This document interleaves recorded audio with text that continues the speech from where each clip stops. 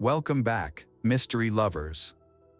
Today's case is going to keep you on the edge of your seat. The case of Summer Baldwin. Summer Baldwin is a young girl born in 1976 in Washington. She is known for her friendly, kind and open personality. A good student with many friends, Summer dreams of becoming an actress after graduating from high school. However, that dream did not come true. After enrolling in community college, Summer had difficulty in studying at university. At the invitation of her friends, she decided to move to Lubbock, Texas, to change her life and seek new opportunities. Summer's life began to decline. She gradually became addicted to alcohol and illegal drugs without seeking help from her family. Her addiction got worse over time, leading to her losing her job and associating with people with criminal records. Her dream of becoming an actress was shattered. She eventually had to work as a prostitute to support herself. Meanwhile, Summer's parents, unaware of their daughter's problems and believing she was living a successful life, were devastated when they received news of her tragic death in September 2005. There is little information about Summer's friends or where she frequented. However, there is one important piece of information to note. Just a few months before her death, Summer was a key witness in a major federal counterfeiting case. This suggests that her murder may have been gang-related and possibly premeditated. This attracted the attention of the Federal Bureau of Investigation, FBI, which placed the investigation under close scrutiny. The police began their investigation and summoned the first suspects. The police first summoned Rebecca, Summer Baldwin's best friend, for questioning. Rebecca shed some light on Summer's work and revealed some information about Summer's boyfriends. One of them was aggressive when he tried to hold her hand, and kept following her even after they broke up, so that man became the main suspect in the case. However, the police arrested this man and brought him to the police station. But he completely denied his involvement in the case. He seemed genuinely surprised and saddened by the news of Summer's death. Moreover, he had a solid alibi for the night before the tragedy. He had been involved in a bar fight because he was drunk and had to spend the night in a cell with another prisoner. Therefore, the police had to release him. Marguerite, another friend of Summer's, provided vital information to the investigation. She met Summer the night before the murder and they had a conversation. They met on September 11th in the parking lot of a convenience store. A red van pulled up to the store, and a young man of Latino appearance got out of the van and entered the store. At that point, Summer got out of the passenger seat and greeted Marguerite. She told Marguerite that the man was a customer of hers, and that it was the second time she had seen him recently. After the man exited the store, he got into the driver's seat, and Summer got back into the van. Marguerite did not remember which direction the van went, nor where the couple was headed for their date. She also said she had never seen the man before and assumed he was not local. The man had very short hair, like a soldier, but Marguerite couldn't see him clearly because it was dark. Police later discovered a suitcase that was covered in trash and feces, but the contents were intact and new. The label and plastic attachments were still intact, indicating that the person who purchased the suitcase had not removed it. Police investigated and discovered that the suitcase was a large model and was only sold at 2 stores in the city. Police determined that a pair of identical suitcases had been sold the day before the murder at a Walmart store in the area of the city where Summer was last seen. The suitcases were purchased at 2 different times, the first in the afternoon and the second around 2 a.m. This discrepancy in purchase times struck police as odd and suspicious. Police went to the store and requested to review surveillance camera footage. After reviewing the documents, they discovered that the first suitcase had been purchased by an elderly couple. The couple did not arouse suspicion and explained that they had bought it for a vacation. However, the second suitcase was purchased by a young man who appeared to be Latino, had a slim build and very short hair, and looked like a military man. This led the police to suspect that this was the man the witness had mentioned when he saw him with Summer in the supermarket parking lot. This man also bought a pair of disposable gloves. The coincidence was so great that the police believed they had found the right person. This man was very careful to use cash to make payments instead of a card, in order to eliminate any personal traces. However, he did not anticipate that there would be cameras that would detect him. These cameras accurately recorded his license plate number.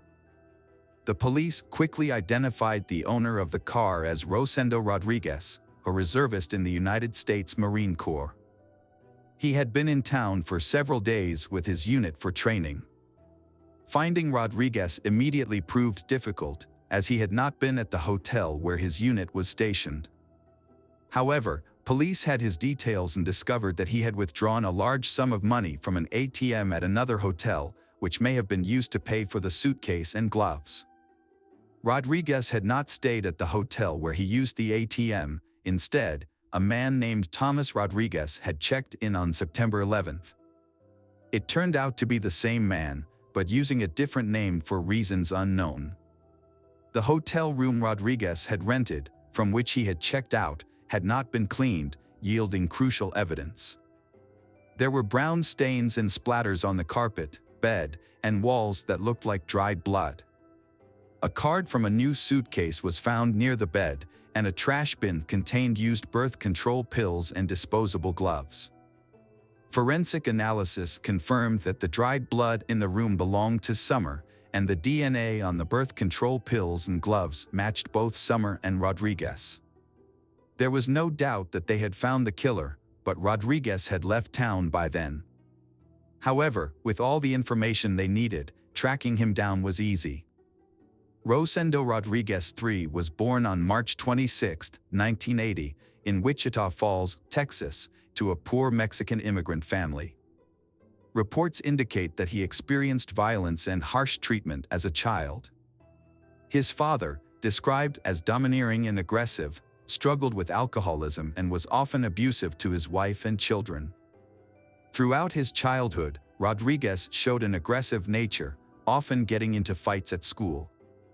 However, as he grew older, he learned to control his anger. After graduating from high school, he attended Texas Tech University and moved away from his parents, living on his own. He held a variety of jobs before deciding to serve in the U.S. Marine Corps, including working at a pizza parlor, as a mail carrier, and as an office worker. His military colleagues described Rodriguez as quiet, disciplined, and responsible. He was considered a trustworthy friend, always willing to help others, and had a solid academic background. He was also attractive, which made him attractive to women. Rodriguez was arrested on September 15 at his home in San Antonio. When police arrived, he remained calm and appeared unaware of the seriousness of the situation. During the search, a striped shirt and shorts were found, matching the outfit he was wearing when he purchased the suitcase, which was captured on surveillance video. His laptop and cell phone were also confiscated. During the first weeks, Rodriguez remained silent and denied any involvement in the murder of Summer Baldwin. However, the evidence against him was overwhelming, so, on the advice of his lawyer, he began to tell his version of the story, which differed greatly from the scenario set up by forensic experts. Initially, Rodriguez explained that he had accidentally checked into a different hotel than his teammates. He only knew the name of the hotel chain where they would be staying. And after checking in, he realized that the others were staying in a different location. He decided not to move because the military leadership said it was unnecessary. However, he did not explain why he checked into a room under a different name. On the morning of September 10th, Rodriguez rented a van to make it easier to move. That evening, while walking around the city, he said he ran into Summer Baldwin. According to his account, he saw a blonde woman sitting on a bench by the side of the road, covering her face with her hands as if she were crying. Curious and concerned, he stopped to check if she was okay and needed help. They began chatting, she calmed down, and then they went to his hotel room, where they talked and had a few drinks. In his testimony, they were not intimate. The next morning, Rodriguez drove her home, but they agreed to meet in the evening. He picked her up at the same location around 9 p.m. and went to a supermarket where Summer met her friend Marjorie. They then returned to the hotel, where Rodriguez said there was consensual intimacy between them. However, Rodriguez later said that Summer became aggressive and demanded money, which surprised him because he did not realize he was seeing a prostitute. And Summer's demand for money made him feel threatened. He disarmed her and punched her in the face, causing her nose to bleed. Rodriguez claimed that he had no intention of harming Summer and that his actions were in self-defense. However, just a few minutes later, Summer collapsed on the bed, convulsing and foaming at the mouth. Rodriguez said that he tried to help her, but was unable to perform CPR due to the blood and foam on her face. After a minute, Summer stopped breathing and Rodriguez realized that she was dead. He became panicked and took several actions to cover up the incident. Rodriguez went to a nearby store, bought a suitcase and gloves, then returned to the hotel, put Summer's body in the suitcase and threw it in the trash. He knew that the suitcase would be taken to the landfill the next morning. Rodriguez then checked out of the hotel, returned the rental car and drove home to San Antonio, trying to pretend that nothing had happened. However, investigators found several inconsistencies in Rodriguez's testimony that suggested he had lied. One of the key pieces of evidence was the testimony of Marjorie, who met Summer in the parking lot on the night of the murder. Marjorie claimed that Summer made it clear to her that the man was her client, with whom they had previously had a paid encounter. Rodriguez claimed that everything between them was consensual, but evidence on Summer's body suggested that she had been taken advantage of. It is possible that their first night together was consensual, which is why Summer agreed to meet Rodriguez again. However, Rodriguez's testimony that he only hit Summer once in the face to calm her down does not appear to be true. The autopsy revealed approximately 30 new bruises on Summer's head and body on the night of the murder, along with several stab wounds. This suggests that Rodriguez used violence against Summer.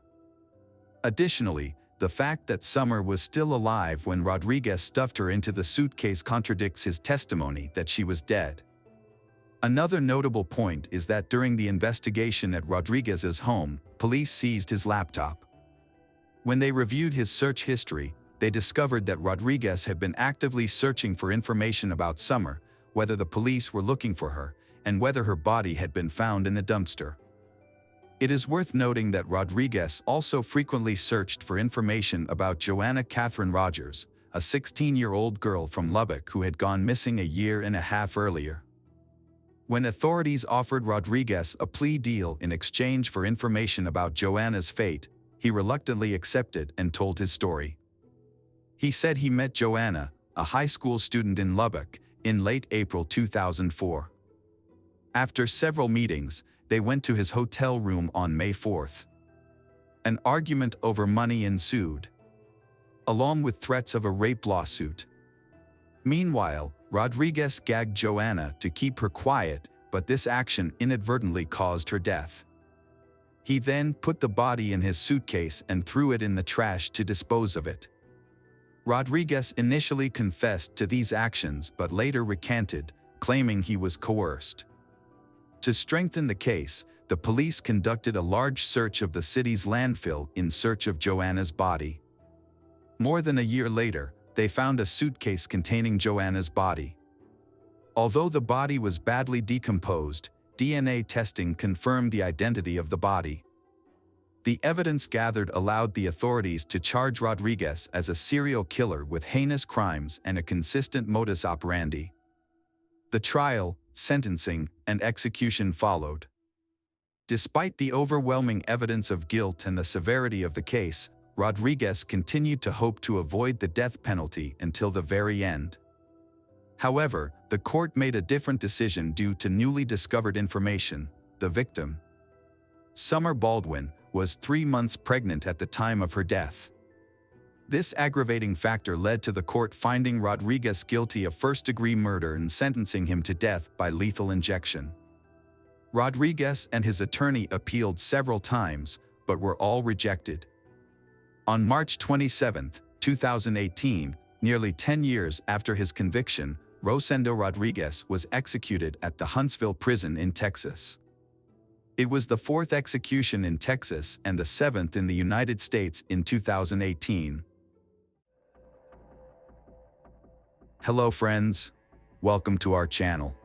Today we're going to take a look at another horrible case with you, the case of Emmett Corrigan. Ashley Harmon, a bright and energetic person, became a caretaker for her 5 siblings after her parents' divorce at age 9. Her strong faith as a devout Mormon gave her strength and comfort in tough times, helping her overcome obstacles with determination and courage. In 2003, Ashley, a human development major, met Emmett Corrigan, a philosophy student, while attending Utah State. Like Ashley, Emmett's parents divorced when he was 10, and he had a tough time coping with the aftermath.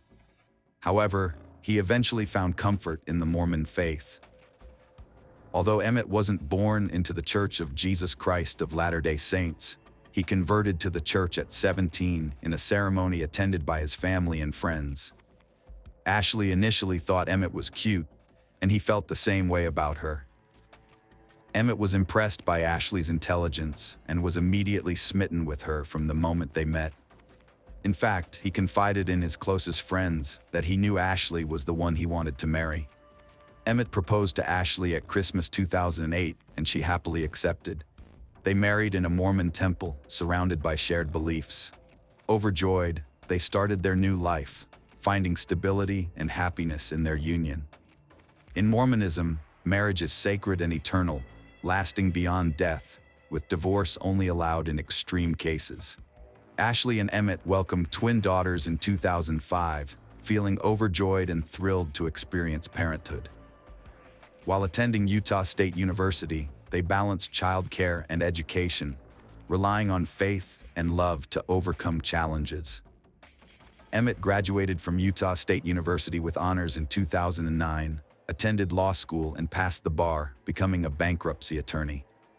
Meanwhile, Ashley stayed home to care for their 4 kids, managing the household while Emmett built his career. Behind closed doors, their seemingly perfect life hid secrets. In August 2010, Emmett faced increasing pressure to provide for his family of 4 young children, all under the age of 5, as the financial burden became overwhelming. To improve his financial situation, Emmett decided to establish his own criminal defense law firm. A friend introduced him to Candy Hall, a reputable paralegal with prior experience working for a criminal attorney.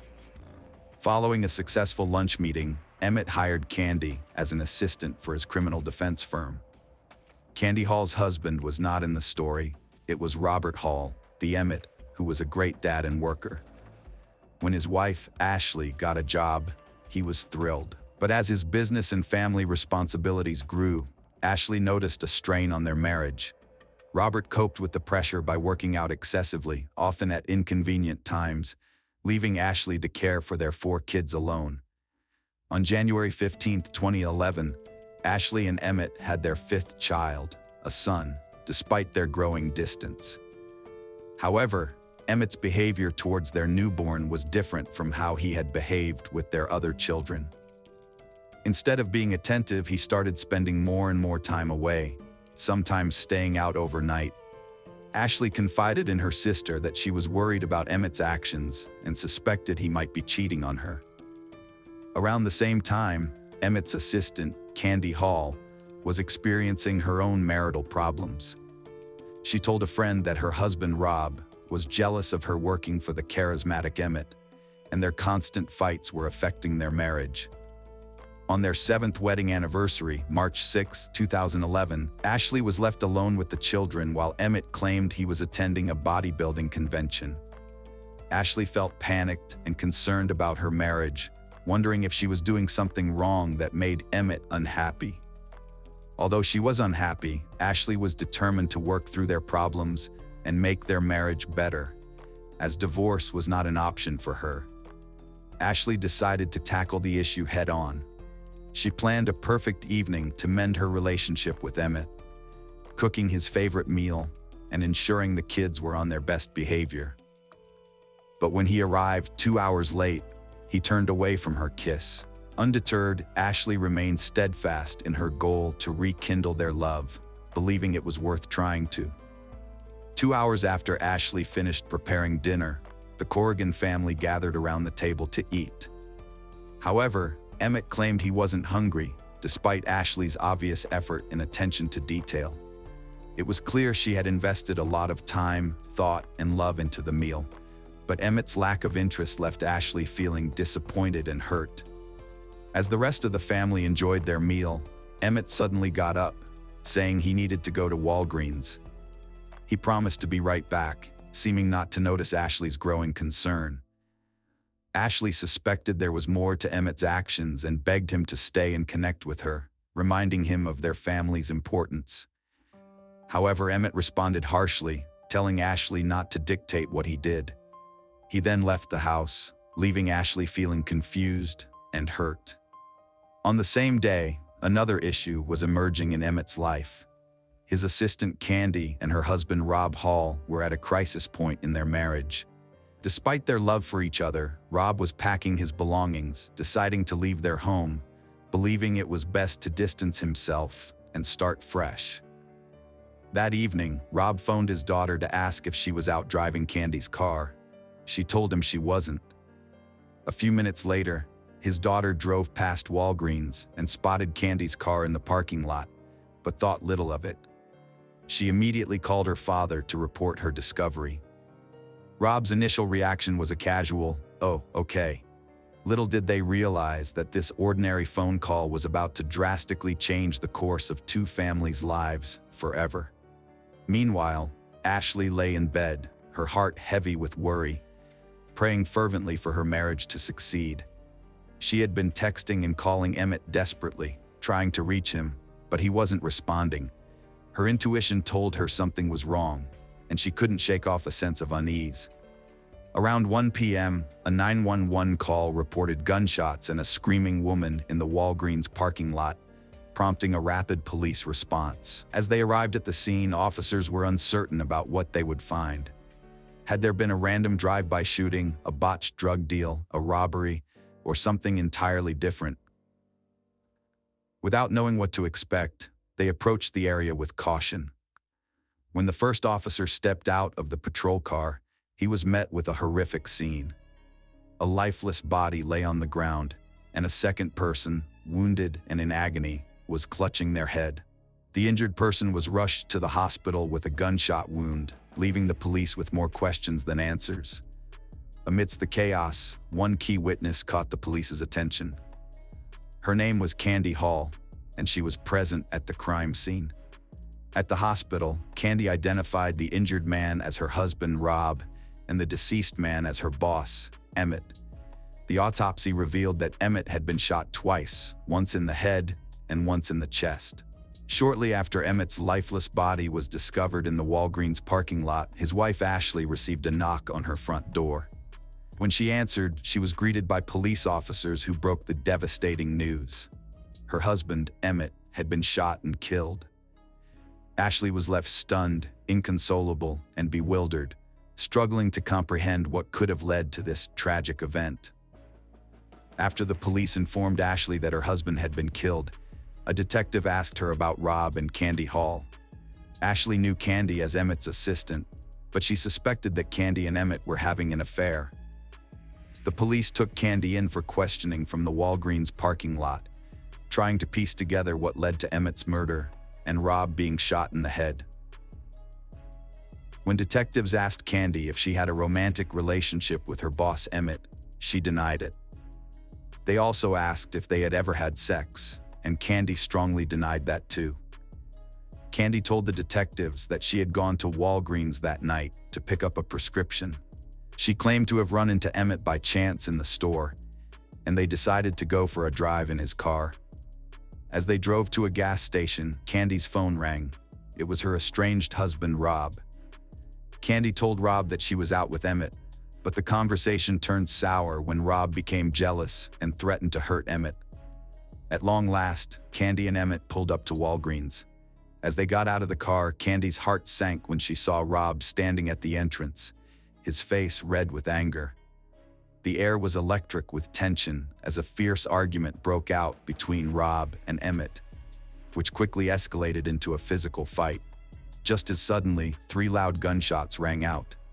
Candy spun around to see both men lying on the ground. She quickly spotted the gun lying nearby, picked it up, and flung it away from herself. Candy couldn't identify who fired the first shot.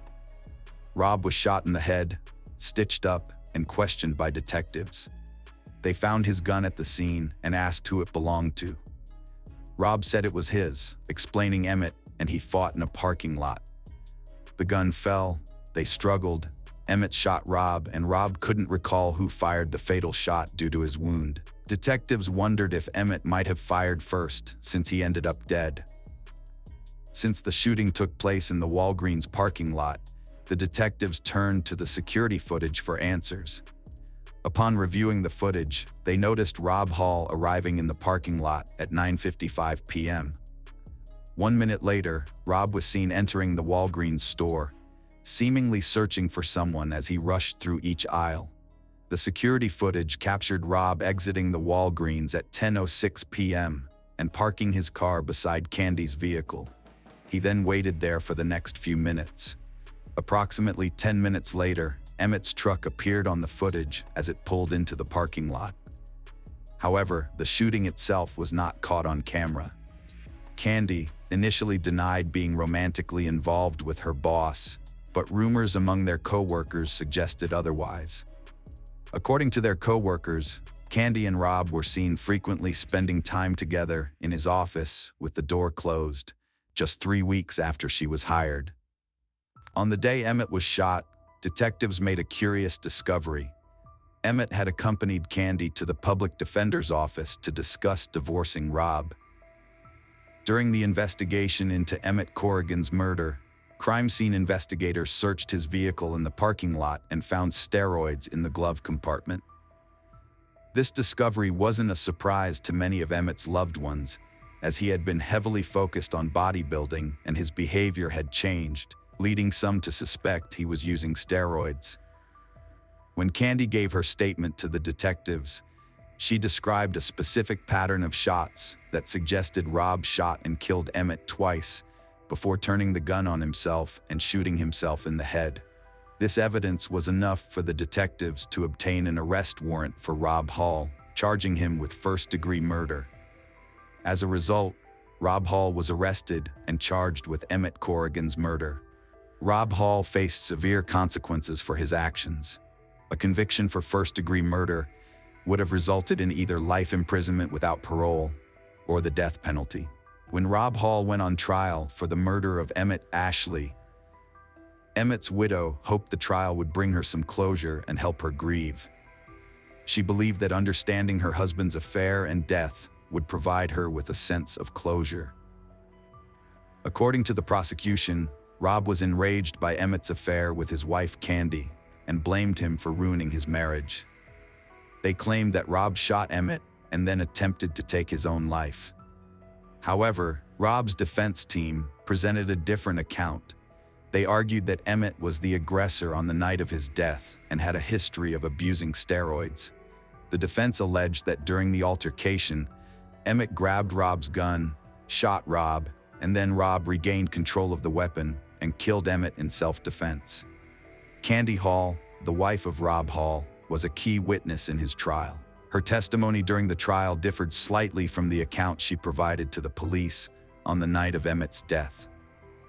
On the witness stand, Candy claimed to have heard a distinct sequence of shots, stating that there was an initial pop, followed by 2 more quick pops. This revised account supported the defense's argument, which suggested that Emmett had shot Rob Hall first, before Rob managed to regain control of the gun and shoot Emmett twice, resulting in his death. Prosecutors needed to prove Rob, not Emmett, was the Walgreens shooter. They presented forensic evidence that the murder weapon leaves significant gunshot residue, GSR, after firing. Tests showed Rob had 32 GSR particles on his left palm and 23 on his right, while Emmett had 1 on his left hand and none on his right, proving Rob fired the gun. After careful consideration, the jury found Rob Hall not guilty of first-degree murder. However, they did reach a unanimous decision that he was guilty of second-degree murder, meaning the murder was not premeditated. The judge presiding over the case sentenced Rob to 30 years in prison, and he will be eligible for parole in 2028 when he is 58 years old. Despite being convicted, Rob has consistently claimed innocence and appealed his conviction in 2021. However, the Idaho Supreme Court upheld his conviction, denying him a retrial. 2 months after Emmett's murder, Candy Hall was arrested and charged with embezzlement for allegedly stealing from her previous employer, an attorney. These embezzlement charges were unrelated to Emmett's murder. Instead of facing the original embezzlement allegations, Candy pleaded guilty to the lesser charge of grand theft and received a prison sentence. She was released on parole in 2014, but remains on probation until 2026. Candy Hall spoke candidly on Dateline, overcome with guilt about the incident's harm to her relationships with her kids. She's unsure how to move forward, hoping to prove to them it was a regrettable mistake. Ashley's life was shattered when her husband Emmett was murdered by his lover's husband. She bravely confronted Emmett's lover on Dr. Phil in 2015. Refusing to be defined by grief, Ashley rebuilt her life by leaving the past behind and starting anew. She moved to a new town, and her 5 kids slowly rediscovered happiness. Ashley found love again, remarried, and had 2 more kids. Now she uses her blog to support others who've endured trauma.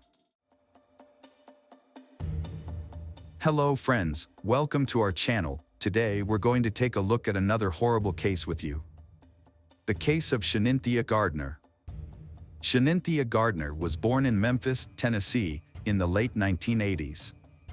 Shaninthia's childhood was relatively ordinary. She was a beautiful, slender, curly-haired brunette with a talent for music and a creative spirit.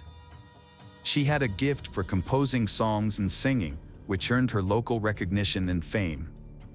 Her love for music was just one of her passions. In addition to singing, Shanynthia enjoyed fashion and photography.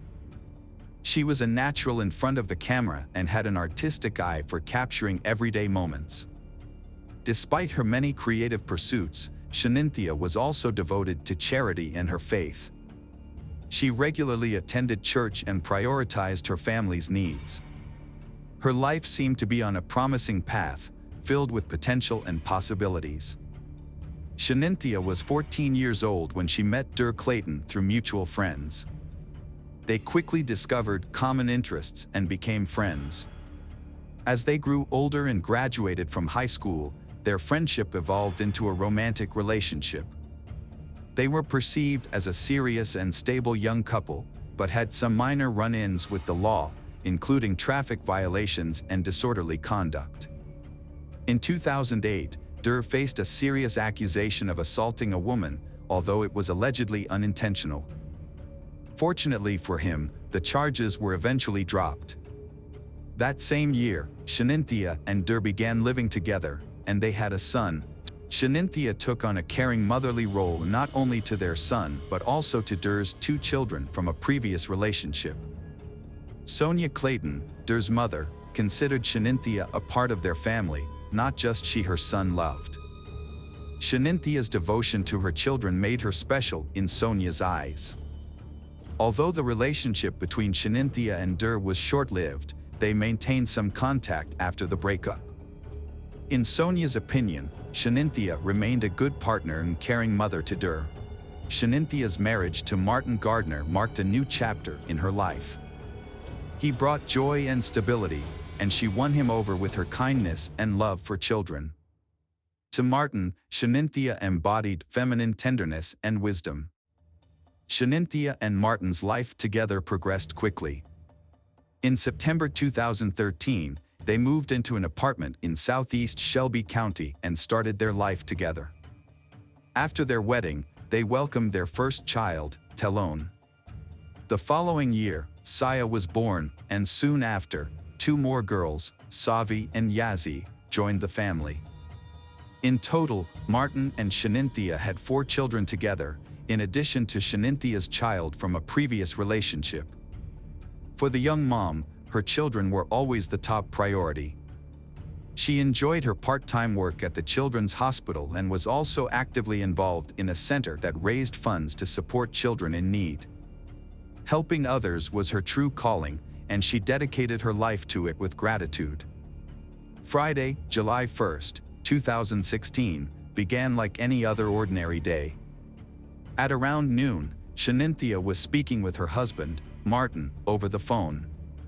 Her voice remained calm, as it typically was. She told her husband she was going to watch a movie with the kids, giving no indication that anything was amiss on this ordinary day. However, during a quiet conversation between the spouses, a sudden and inexplicable madness took hold of Shanynthia. She grabbed a kitchen knife and entered the living room, where she attacked her 6-month-old daughter, Yazzie. The defenseless baby was caught off guard and her life was brutally cut short by the person she trusted most. The eldest child, at just 7 years old, witnessed this horrific scene unfold before his eyes, unable to fully comprehend the tragedy. Panicked and desperate, he fled the house. Shanynthia pursued him, still armed with the knife, intent on continuing her rampage. She chased after Dur, but his terrified screams caught the attention of the neighbors. A couple of neighbors rushed outside after hearing screams and were met with a horrific scene that would haunt them. Shanynthia stopped attacking Dur when she realized she was being watched. However, the horror was far from over. Chania went back inside the house, where her children, Savi and Talon, were waiting. In a state of distress, she went upstairs to the bedroom where the younger children were, marking the end of their innocent lives. The witnesses quickly called emergency services, requesting help for Dur and his siblings. At that moment, no one could have predicted the tragic outcome that awaited the quiet neighborhood. When the sheriff's personnel arrived, they were confronted with a gruesome scene. Inside the house, they found 4 lifeless children, covered in blood. The sight was shocking.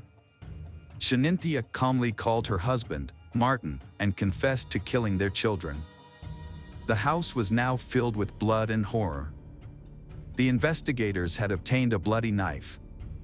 Chaplains and specialists were called in to provide support to Dur, who had endured unimaginable trauma and required immediate attention.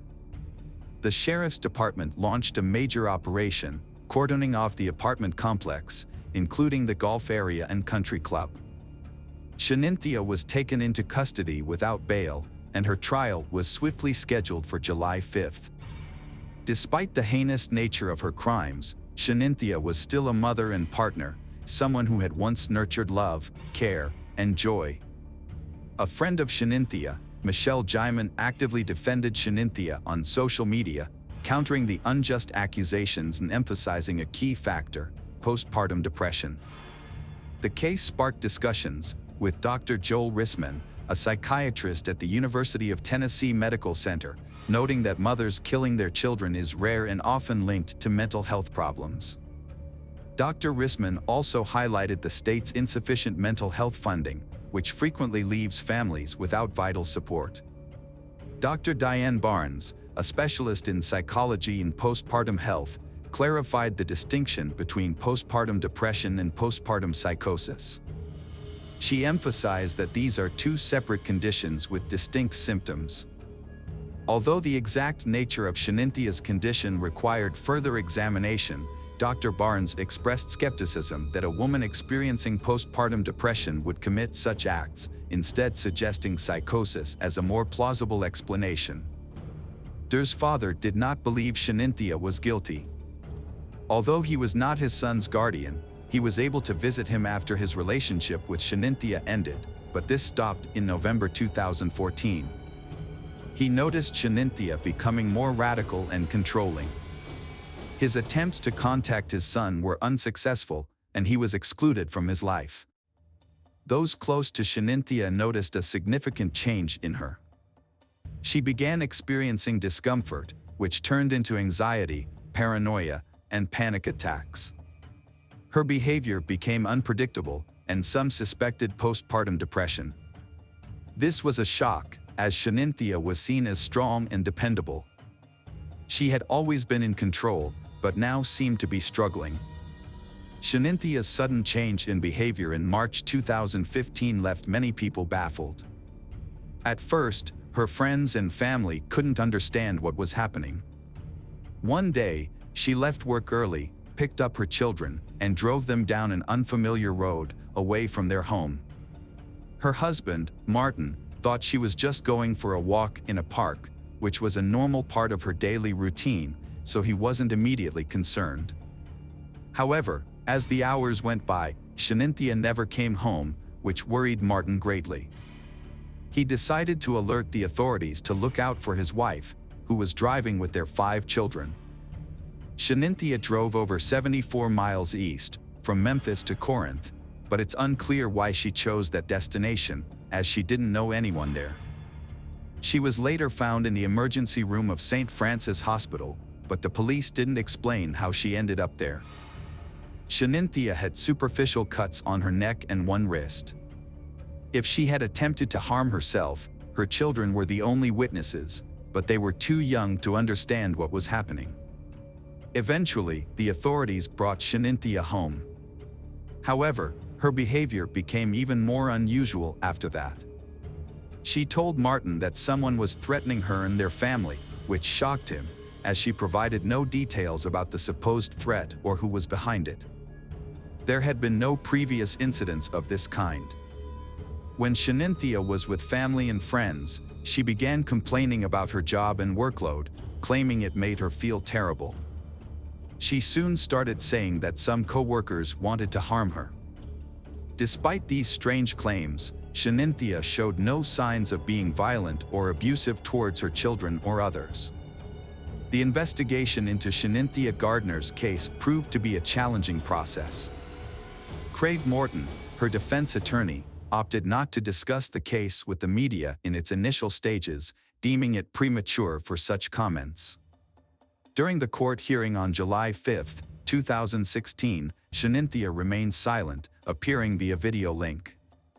Despite being questioned by Judge Lambert, she refrained from speaking. Following the trial, Shanynthia was transferred to the Mental Health Institute. Her relatives attended the courthouse but chose not to speak with reporters. Meanwhile, Morton's attorney and prosecutor Jennifer Nichols intended to file a motion to preserve evidence, including information obtained from social media. January 2017 saw Shanynthia formally charged with 4 counts: aggravated child abuse, aggravated murder with a deadly weapon, another count of aggravated child abuse, and child neglect. The investigation into the mysterious and gruesome events continued, leaving the community seeking justice and answers to numerous questions. During the hearing, loved ones of Shanynthia testified about the events of that fateful day. Sonia, Martin's mother, was shocked to learn of the tragedy and rushed to the scene to find her grandson, Der. Initially, she thought something supernatural was involved, but as the shock wore off, she considered possible motives. Sonia wondered if their potential divorce and fear of caring for 5 children alone might have driven Shanynthia to commit the horrific act. The trial was significantly delayed due to Shaninthia's multiple psychiatric evaluations. However, in 2021, the non-jury trial finally commenced. The defense centered its strategy around Shaninthia's mental illness, while the prosecution acknowledged her condition but argued that she could distinguish right from wrong and understood the illegality of her actions. In December 2021, Judge James of the Shelby County Criminal Court rejected the defense's argument, and Shanynthia Gardner was found guilty of all charges. 2 months later, Shanynthia, 34, appeared in court for sentencing, accompanied by her husband Martin. Judge James sentenced her to life in prison for each murder count, plus 15 years for each count of child abuse and neglect. Shanynthia can apply for parole only after serving 51 years. Considering the 5 years she spent in prison before sentencing, she will be eligible for parole in approximately 46 years, at the age of 80. After the sentencing, the prosecutor expressed agreement with the decision, citing that it aligned with their goal of achieving justice for Martin and his children.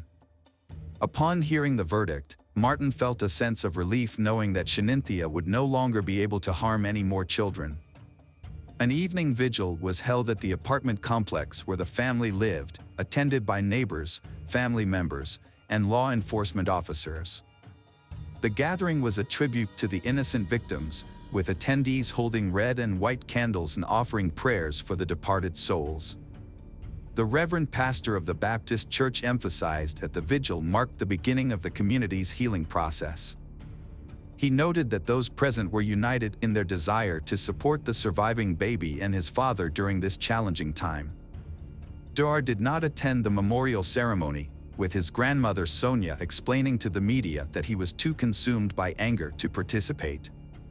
The president and CEO of the Children's Hospital where Shanynthia worked extended condolences on behalf of the hospital staff. Martin's colleagues created a social media account to support him with the funeral arrangements for his 4 children. At the ceremony, Martin displayed remarkable strength and dignity in his speech as he shared a few words about his children and family. He concluded by emphasizing that his home was once filled with happiness when his children and Shanynthia were present, and that he would always cherish this memory. Hello friends, welcome to our channel. Today we're going to take a look at another horrible case with you. The case of Natalie Holloway. Natalie Holloway was born on October 21, 1986, in Clinton, Mississippi, to Elizabeth and David Edward Holloway. Her parents had a loving relationship that began in their youth, but after 13 years of marriage, they divorced due to the stresses of domestic life. Following the divorce, Natalie and her brother Matthew lived with their mother, who continued to receive emotional and financial support from their father. In 2000, Elizabeth remarried to George Twitty, a businessman from Alabama, and the family moved to Mountain Brook. The transition was seamless, and Natalie and her brother remained close to their father, visiting him regularly during holidays. Natalie's upbringing was deeply influenced by her family's strong Christian values, which emphasized kindness, modesty, and community involvement. As a result, she developed into a compassionate and humble individual who prioritized her studies and extracurricular activities over social events. Despite her popularity, Natalie chose not to attend parties or go on dates, instead focusing on her goals and aspirations. She was an excellent student, a skilled dancer, and an active member of various clubs, with ambitions to pursue a career in medicine and secure a scholarship to a local university. On May 26, 2005, Natalie joined 123 other students and 7 chaperones on a trip to a beautiful Aruba island. The group of 18-year-olds stayed at the Holiday Inn and spent their time relaxing on the beach, swimming, and enjoying the local restaurants and entertainment. They made the most of their trip, dancing into the early hours of the morning. On the night of May 29th to 30th, Natalie was initially acting normally in socializing while sober. However, after consuming a drink given to her by Joran, her behavior changed, indicating that she may have been under the influence of a substance. The staff at Carlos and Charlie's bar had a positive opinion of Natalie, but viewed Joran unfavorably due to his history of poor behavior, gambling, and substance abuse. Joran had a reputation for renting hotel rooms with friends, where they would invite foreign women and secretly record their activities, later uploading the videos online. Natalie Holloway's disappearance began with a frantic phone call from her mother, Elizabeth Twitty. After failing to reach her daughter, Elizabeth contacted one of the trip's chaperones to report her concerns. Elizabeth's instincts told her something was wrong, as Natalie was a responsible and punctual person who always stayed in touch. When Natalie didn't return to the airport with the rest of the group on May 30th, Elizabeth's worst fears were confirmed. Her belongings, including her phone and passport, were still at the hotel, but Natalie was nowhere to be found. Elizabeth and her husband quickly flew to Aruba to search for their missing daughter. When Elizabeth arrived in Aruba, she discovered more about Natalie's disappearance than the police had. Unfortunately, the authorities didn't seem to be in a hurry to investigate and initially disregarded Elizabeth's concerns. This type of case isn't unusual in Aruba, and the police appeared to be taking it lightly. They implied that it was common for tourists to miss their flights or lose track of their group, and that Natalie was probably just having fun, drinking, or socializing with new people. Natalie's last known whereabouts were on May 30th at around 1:30 a.m., when she left a bar with a man named Van der Sloot. They got into a car with two other young men, and that's the last time she was seen. Natalie and her friends had been spending time at the notorious Carlos and Charlie's nightclub and casino. On one of those nights, she met a 17-year-old local named Joran, who offered to buy her a drink.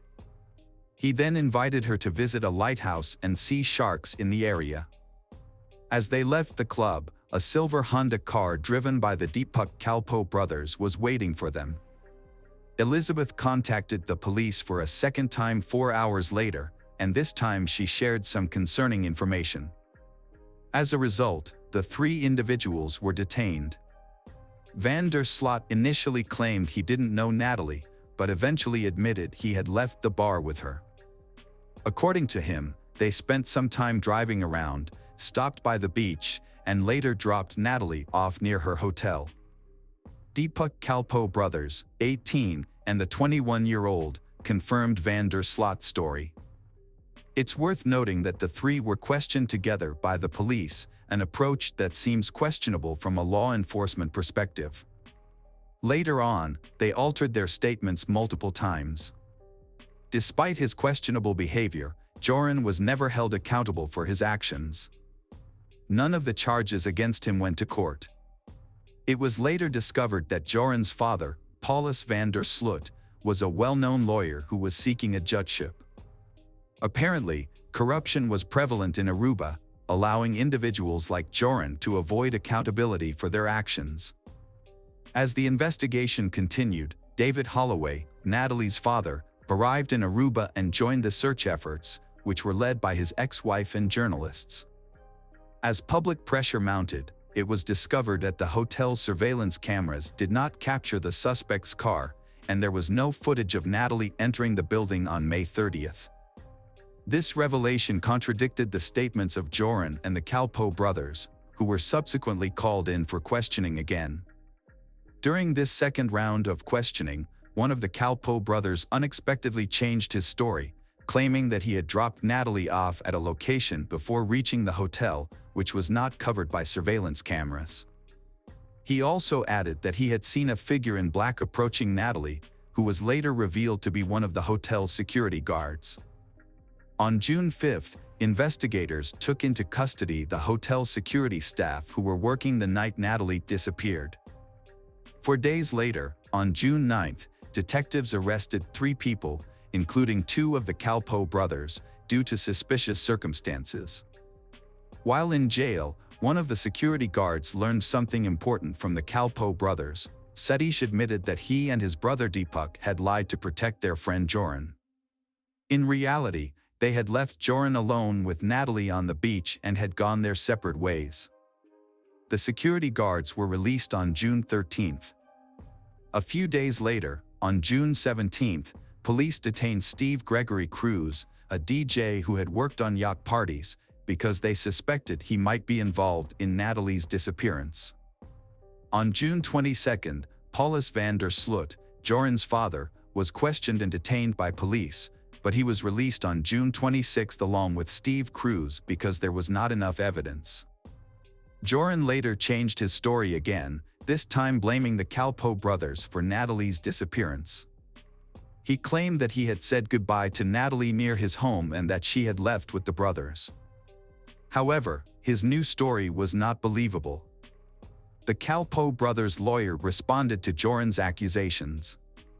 After a short trial on July 4th, the Kalpoe brothers were released from custody. At the same time, Joran's time in custody was extended by 2 more months. Despite the growing evidence, the police seemed to be ignoring Joran's possible involvement in Natalie's disappearance. Joran van der Sloot was born on August 6, 1987, in Arnhem, Netherlands, to Paulus van der Sloot, a lawyer, and Anita van der Sloot-Hugen, an art teacher. He was one of 3 brothers in a large family that moved to Aruba in 1990. Joran grew up on the island, where he attended the International School of Aruba and excelled academically. He also developed a passion for sports, particularly soccer and tennis, and showed promise in these areas. Joran's family life was complicated. As a child, he was closer to his father, but his relationship with his mother was strained. Anita considered Joran dishonest and struggled to instill good values in him. She remembered him as a rebellious child who frequently ran away from home. As Joran entered adulthood, he began to associate with a questionable crowd and developed a taste for gambling. Despite this, he presented himself as confident and fearless to his friends, which initially impressed many people. However, locals were wary of Joran, sensing that his permissive behavior would eventually lead to trouble. Joran was popular with girls, but he often took advantage of them. Overall, people had mixed opinions about Joran, with some being drawn to his charismatic personality and others being put off by his questionable behavior. As the investigation into the suspects continued, the search for Natalie Holloway remained ongoing. U.S. authorities assisted by closely monitoring the progress and providing significant financial support to aid in the search for the Natalie. Although the Aruban authorities were not pleased with the increased scrutiny, they accepted the funding. On August 26, the police detained the Calpo brothers and another young man, but this was unrelated to the case. The arrest was an attempt to intimidate them into talking. All 4 were released on bail on September 3, 2005, and a week and a half later, all restrictions were lifted. Joran van der Sloot spent about 3 months in custody. After his release, he reveled in the notoriety, giving interviews and appearing on TV shows. He claimed Natalie Holloway was flirtatious and offered intimacy, but he declined due to lack of contraception. When questioned about his credibility, Joran threw a glass at the interviewer, showcasing his impulsiveness and aggression. According to the recorder, Joran van der Sloot was confessing to witnessing Natalie Holloway's death on the beach in Aruba. He claimed they were intimate before she lost consciousness, and despite trying CPR, she died. Van der Sloot said he and a friend disposed of her body at sea. Despite the damning recording, Van der Sloot again avoided consequences, quickly denying his statement after it aired. In his 2007 book, The Case of Natalie Holloway, My Own Account, Van der Sloot maintained his innocence, apologizing to Natalie's family and providing his account of events, despite ceasing search efforts by authorities. In 2008, 2 new witnesses came forward in the case. One reported seeing Joran and his father on the beach near the Holiday Inn on May 30, 2005, around 4 a.m. Joran appeared disheveled and shirtless. The witness saw them arguing in a car before driving away. However, Paulus had an alibi for the night of Natalie's disappearance. Joran's former girlfriend also came forward, recalling a comment he made about easily disposing of a body. However, Joran was known for lying and exaggerating. Despite these developments, Joran and the Calpo brothers were detained and released multiple times. The Holloway family hired a private investigator, Tim Miller, who searched the landfill and discovered oversights by the island's police, including failure to interview Natalie's classmates or hotel room neighbors. Natalie's electronic room key was used several times on the night of her disappearance, and she left behind her rare and expensive mobile phone. A male DNA was found on her toothbrush. The investigation's flaws were exposed. After his father's death, Joran contacted the Holloway family, offering to reveal the truth about Natalie's disappearance for a $250,000 reward. He claimed he wanted to clear his conscience, but was actually blackmailing them. The Holloways, desperate for answers, paid Joran $25,000 to meet with their lawyer, John Kelly, in Aruba. Joran provided a new account of events, claiming Natalie resisted his sexual assault, struggled, and hit her head on a rock after he pushed her. He then buried her body in a building foundation. Elizabeth Twitty followed up on Joran's claims by contacting the police. However, verifying his story was simple, and it quickly became apparent that the house he pointed to had been built long before Natalie's disappearance. As a result, the police concluded that his testimony was insufficient to warrant an arrest.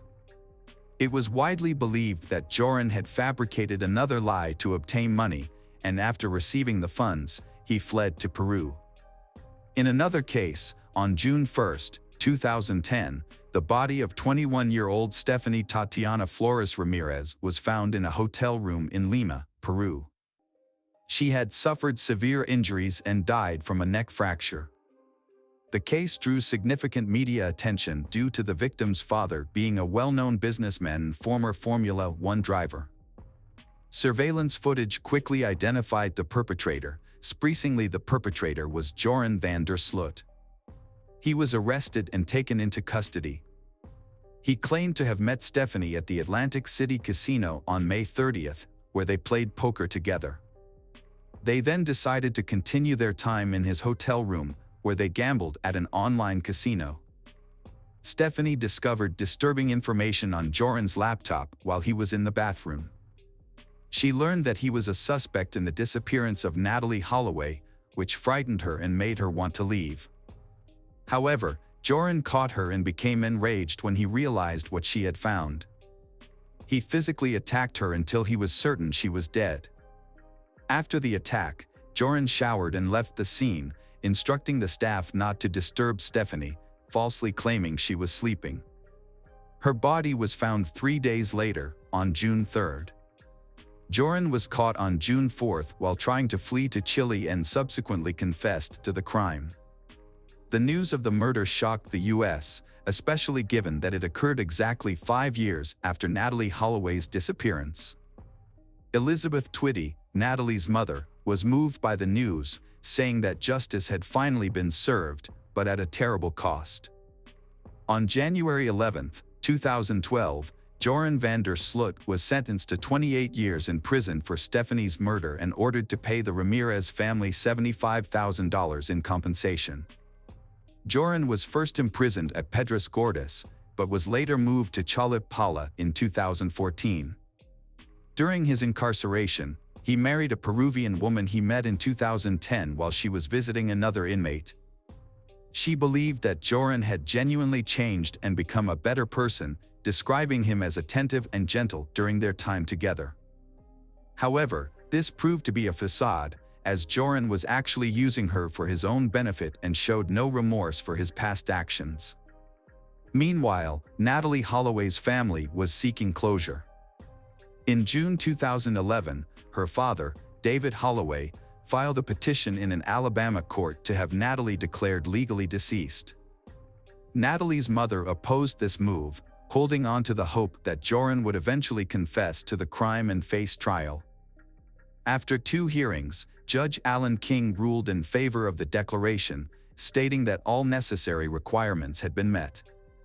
On January 12, 2012, the court officially declared Natalie deceased. On June 8, 2023, van der Sloot was extradited to the United States and taken to the Hoover City Jail in Alabama. The next day, he was charged with extortion and wire fraud, but he denied all charges. However, on October 18, 2023, he changed his plea and admitted to murdering Natalie Holloway. He confessed to killing her on May 30, 2005, by hitting her with a cinder block after she rejected his advances, and then disposing of her body in the ocean where it was likely consumed by sharks. Although van der Sloot confessed to the crime as part of a plea deal, this confession cannot be used as evidence in court. As a result, he was sentenced to 20 years in prison, which will be served at the same time as his existing prison term in Peru. Despite the confession, Natalie Holloway's disappearance remains an open case in Aruba, and her murder has gone unpunished due to a series of cover-ups, corrupt deals, and bureaucratic delays, despite widespread international attention to the investigation.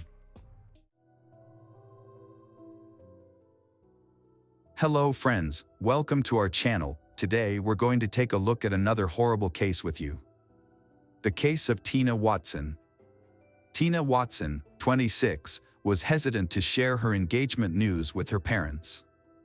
This was her third attempt at marriage, after her previous relationships with Scott McCulloch and Stan Marks ended. She met Gabe Watson at a Christmas Eve party and they developed a relationship after both had gone through breakups. 2 years later, Gabe proposed to Tina, who agreed to marry him if her parents gave their blessing. To win them over, Gabe planned a romantic dinner on Valentine's Day, but rescheduled for February 15th when Tina's father was available. During the dinner, Gabe made a bold announcement that he planned to spend the rest of his life with Tina. Her father then asked the seemingly straightforward question, "Gabe, do you love Tina?" However, Gabe was caught off guard and stuttered, failing to provide a clear answer. Her father wrote off Gabe's awkwardness as mere nervousness in front of strangers. The father then turned to Tina and asked the same question, but she sidestepped it. Instead, she expressed her fear of being alone at the age of 26. After a moment of contemplation, her father gave the young couple his blessing. As the wedding preparations were underway, Gabe and Tina clearly had different ideas. While Tina was busy thinking about the wedding dress, the guest list, and the entire ceremony, Gabe was focused on planning their honeymoon. He did not consider Tina's preferences for their vacation, as he had already made up his mind. Gabe had decided that they would go to the Great Barrier Reef in Australia and go scuba diving, without consulting Tina about it. Gabe and Tina had planned to explore the sunken ship, the Townsville Titanic, which sank in 1911. However, Tina was not a skilled diver, unlike Gabe, who was an experienced scuba diver with over 50 dives under his belt. He was even completing a rescue diving course. Gabe had occasionally taken Tina scuba diving in a pool, but only in calm waters and under the supervision of lifeguards. Gabe made the decision to have Tina learn to scuba dive before the honeymoon or at home. He was serious about it, and Tina felt she had no choice but to comply. Gabe even went so far as to borrow money to buy Tina her own scuba gear and pay for lessons. However, Tina's first instructor was not impressed with her skills and warned Gabe that she was not fit for open ocean diving. Gabe angrily interrupted the dive instructor, accusing him of not explaining the lesson clearly. As a result, the second instructor promptly refunded Tina for the unfinished class, and on October 11th, Tina and Gabe were married and flew to Australia just 2 days later for a lavish honeymoon paid for with a $10,000 wedding gift. Gabe's honeymoon with Tina included spending time in Sydney, where they walked around the city, visited the aquarium, and the zoo. At first, Tina was excited, but as their trip to the Great Barrier Reef approached, she became increasingly saddened. On October 21st, they flew to Townsville and in the evening boarded a boat to the Great Barrier Reef, a dream destination for many divers. According to employees at the diving company, they didn't appear to be experienced divers. Even Gabe, who had completed diving courses and had some experience, seemed unsure of how to use the equipment, as if he had never seen it before. Despite this, Gabe assisted Tina in passing her pre-dive exam, a test that is usually administered individually. Additionally, when the instructor offered to help Tina underwater, she declined the offer. The dive log noted the presence of a strong current on that day, a crucial detail that should not be overlooked. Upon arrival, Gabe assisted his wife in organizing their equipment, which they had purchased in the US, and prepared to rent scuba tanks. Gabe chose an 11-liter tank for himself, while his wife used an 8.5-liter tank, which was unusually small for the location and potentially hazardous given her limited diving experience. Their initial attempt to dive to the Townsville Titanic was unsuccessful. Tina required a weight belt to descend, and Gabe initially struggled to operate the underwater computer, which monitors the safe rate of descent and ascent, as well as the oxygen levels in the cylinders. After returning to the boat to regroup, Gabe was able to use the computer, and they made a second attempt. The wreck lay at a depth of 49 feet, and Tina made the first descent, with Gabe following close behind. At first, everything was fine, but then Tina suddenly stopped, waved at me, and signaled she wanted to ascend. I recognized this as a panic response, which she had shown before.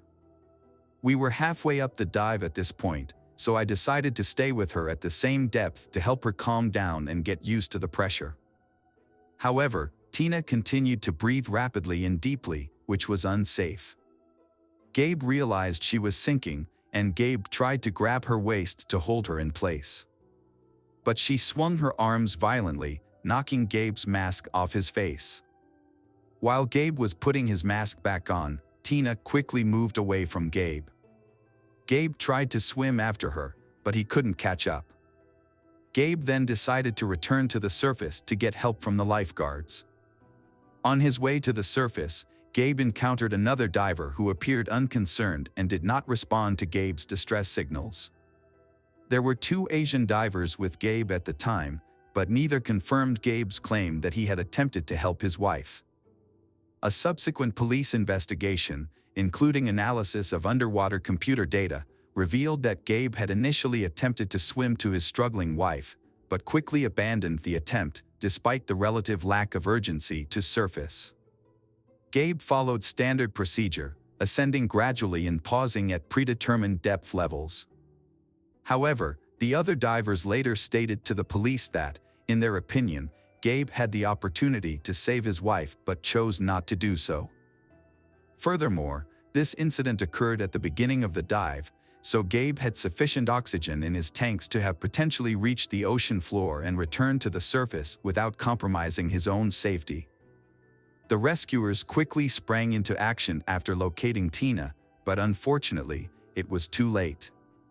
Tina found lying on her back at 82 feet, Tina received 40 minutes of artificial respiration on the yacht's deck, but these efforts were unsuccessful.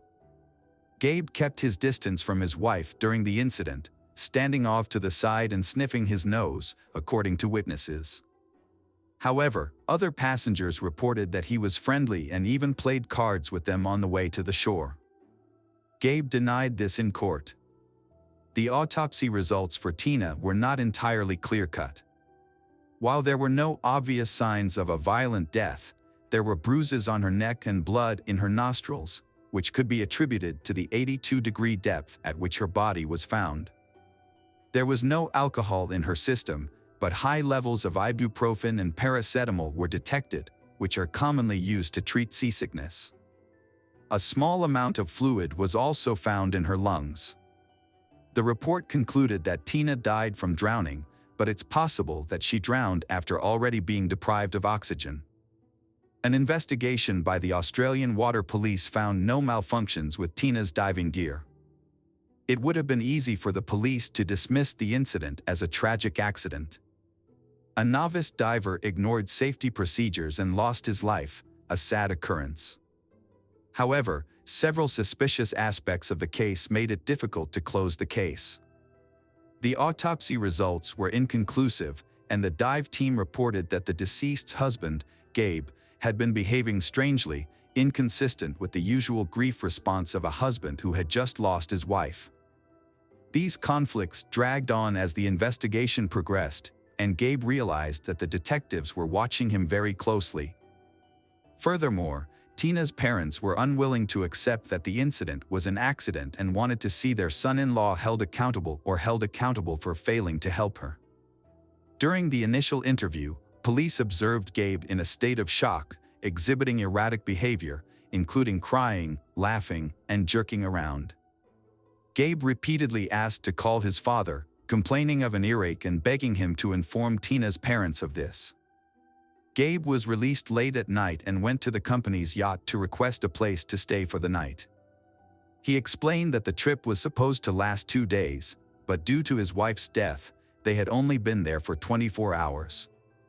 He also asked for a refund of half the cost of the dive, as he never got to see the sunken ship. On October 24th, Gabe's mother flew to Townsville to support her son and help him find a lawyer. At Gabe's request, they visited the morgue to see his wife one last time. However, because Gabe was still considered a suspect, the morgue employee alerted the detective in charge of the case, who was recording the scene without Gabe's knowledge. Gabe was overcome with grief, crying and holding his wife's hand, and apologizing for not being able to protect her. Gabe's personality was a subject of conflicting opinions. Some people described him as a kind and humorous man, while others saw him as tyrannical. However, everyone agreed that Gabe and Tina's relationship was unhappy. Tina had previously confided in her friends and family that she had married Gabe out of fear of being alone, and her friends later confirmed this after her death. A friend of Tina's also came forward with a disturbing revelation. Shortly before her death, Tina had confided in this friend that Gabe had forced her to take out a life insurance policy on herself, naming him as the beneficiary. This was corroborated by the insurance agent who had sold them the policy. Furthermore, the taxi driver who drove the newlyweds to the yacht on the day of their departure told authorities that Tina had cried the entire way, while Gabe showed no concern for her distress. Amanda Phillips shared another story that sheds light on Tina's relationship. At a Christmas party, Gabe filmed her peeing in the bathroom, edited the footage, and then played it to a group of guests. He found it funny, but the other guests were embarrassed. The incident was disturbing, but another act was even more alarming. During a funeral, Gabe removed jewelry from Tina's body.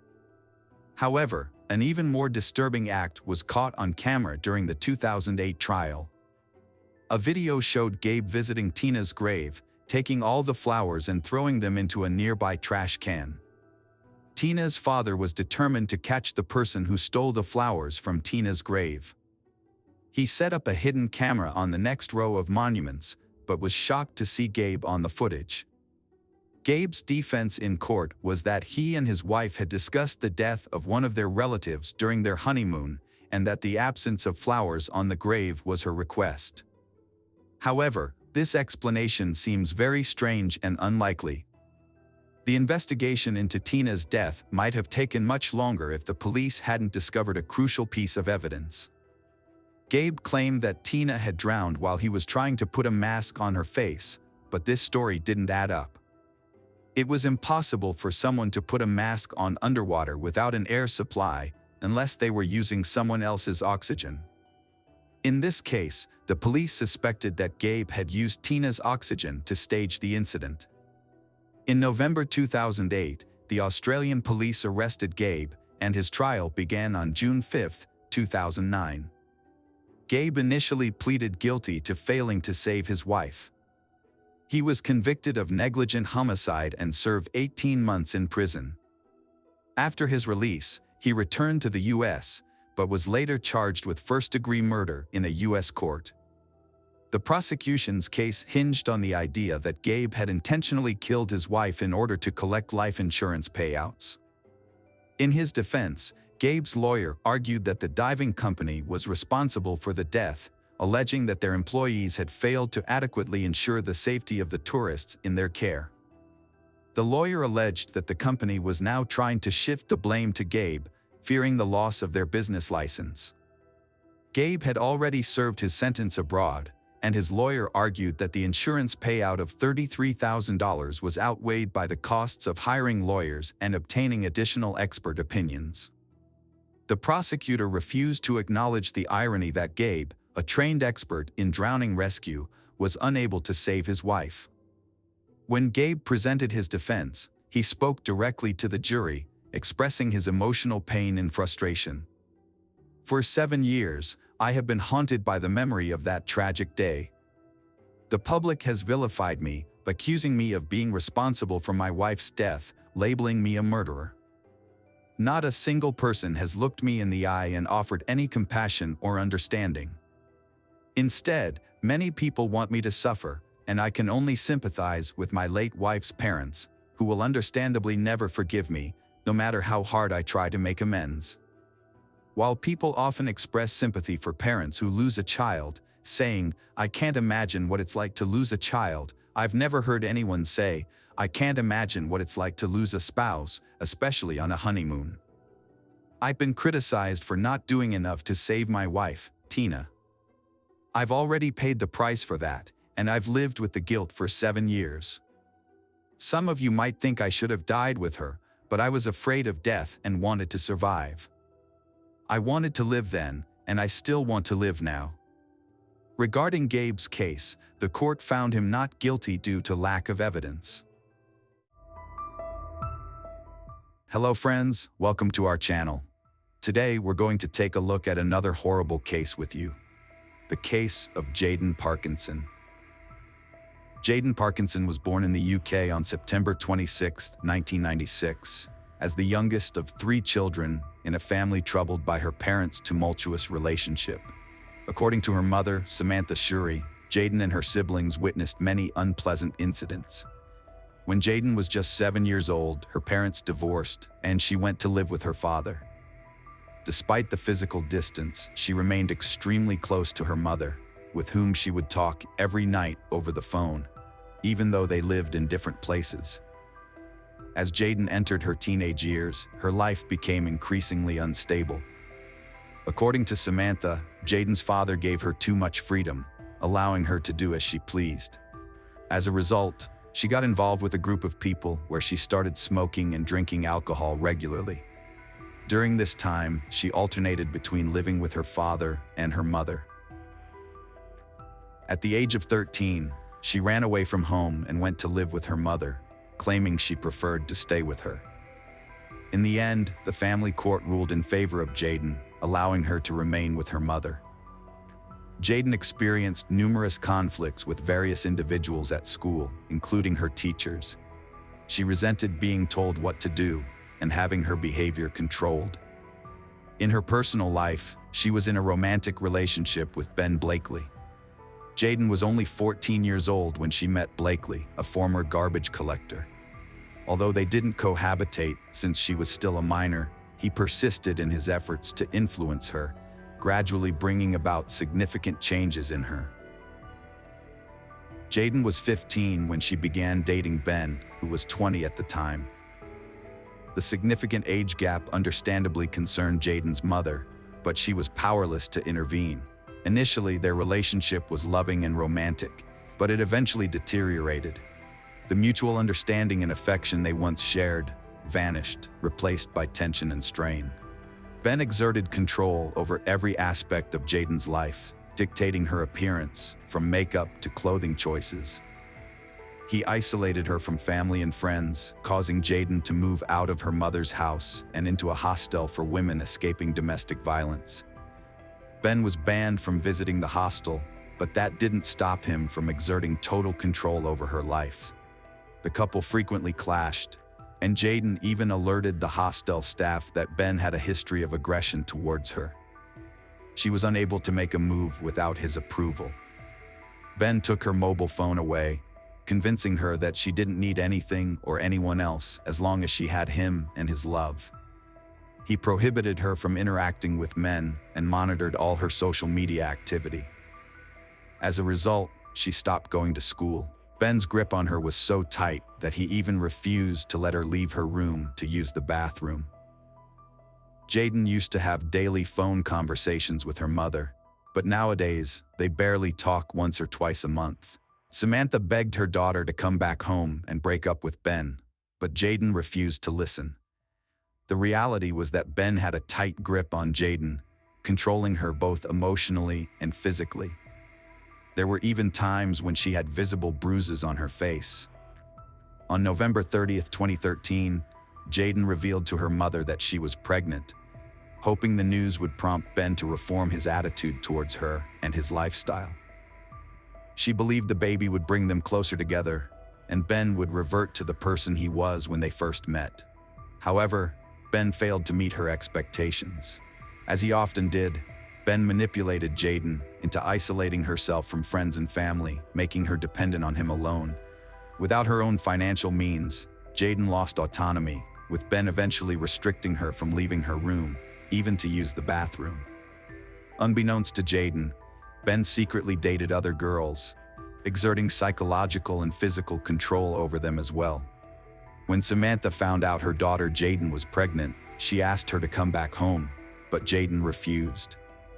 They had a meeting to talk it over, but Jaden was determined. She didn't want to cause her mother any more stress. After Jaden told Ben about her pregnancy, he flew into a rage and denied being the father of her baby. He even threatened to share naked photos and videos of Jaden on social media. A few days prior to her disappearance, Jaden reported Ben to the authorities, fearing he would share intimate photos and videos of her online. Ben possessed approximately 30 compromising photos and 13 explicit videos of Jaden, and she was desperate to prevent their public release. On December 3rd, Jaden failed to return to the hostel overnight, prompting the staff to launch a search effort, aware of the turmoil in her personal life. They contacted Samantha, Jaden's mother, by phone, but she was unable to provide any information about her daughter's whereabouts. Shortly after midnight on December 4, 2013, the police received a formal missing persons report. After learning about Jaden's personal struggles, investigators attempted to reach out to Ben to see if he had any information about her disappearance. However, Ben was hostile and abruptly ended multiple calls, claiming he couldn't assist and had no idea where Jaden might be. Jaden had a troubled upbringing, marked by frequent conflicts with her family, and had a history of running away only to return home. As a result, her disappearance didn't initially seem out of the ordinary. On December 4th, the day the investigation started, police arrested Ben Blakely in the early hours, but this was not related to Jaden's disappearance. A few days earlier, Jaden had reported about Ben to the police, fearing he would post intimate photos of her online. Ben was arrested due to this incident. During his interrogation, the investigators did not know that Ben was a person of interest in Jaden Parkinson's disappearance case. Ben denied any intentions of posting Jaden's images online and was released on bail the same day. Samantha was distributing flyers featuring a picture of her daughter, Jaden, in an effort to gather information about her disappearance. She also utilized social media platforms to raise awareness about the case, hoping that someone might have witnessed something or possess knowledge about Jaden's whereabouts. While the investigation was ongoing, the police examined surveillance footage to determine Jaden's last known whereabouts. After retrieving CCTV footage from the hostel where Jaden lived, they found that she had departed to meet Ben but did not come back. This event took place on December 3rd. Additionally, Jaden was later spotted at Oxford railway station, where CCTV footage showed her walking in with Ben, and nothing out of the ordinary occurred in the video. Following their trail, investigators discovered that Ben and Jaden took a train to Didcot, a town roughly 10 miles from Oxford. The last confirmed sighting of Jaden was at Didcot train station. Surveillance footage captured the pair leaving the station. Typically, when Jaden ran away from home, she would reach out to a family member within a day or two to let them know she was safe. But this time, there was an eerie silence. As the days went by, Jaden failed to contact her family, friends, or post on social media, a stark departure from her usual behavior. Since the CCTV footage showed her boarding a train with Ben, he became the prime suspect in her disappearance. The police did not doubt that Ben knew where Jaden was and what had happened to her. The footage showed Ben returning to the train station alone, yet no one saw Jaden alive ever again. A week after Jaden's disappearance, on December 10, 2013, the police took Ben Blakely into custody. They wanted to question him to determine what happened to Jaden after they were last seen together leaving the train station in Didcot. At the time, the police considered two possible scenarios. One, that Jaden was hiding of her own free will, and two, that Ben was holding her captive against her will at an unknown location. Ben displayed confidence during the interrogation. He claimed to be unaware of his ex-girlfriend's whereabouts, identifying her as Jaden. According to Ben, they had broken up, and she was now seeing another man. He suggested that the police should focus on speaking with this new boyfriend. Ben expressed his indifference to Jaden's current situation, stating that he had moved on and had a new girlfriend. He recommended that the police check her social media to determine her location and the people she was interacting with. Ben Blakely was arrested on suspicion of kidnapping and murdering Jaden, who was still missing. The police spoke to Jaden's friends to see if they knew of anywhere she might have gone, but their investigation only revealed that Jaden had drifted apart from her friends after starting a relationship with Ben. As a result, no one was aware of a potential hiding place for her. During the ongoing search for Jaden, investigators received crucial information from a taxi driver from Didcot. He said that at about 1 a.m. on December 4th, he picked up a passenger on a dirt road.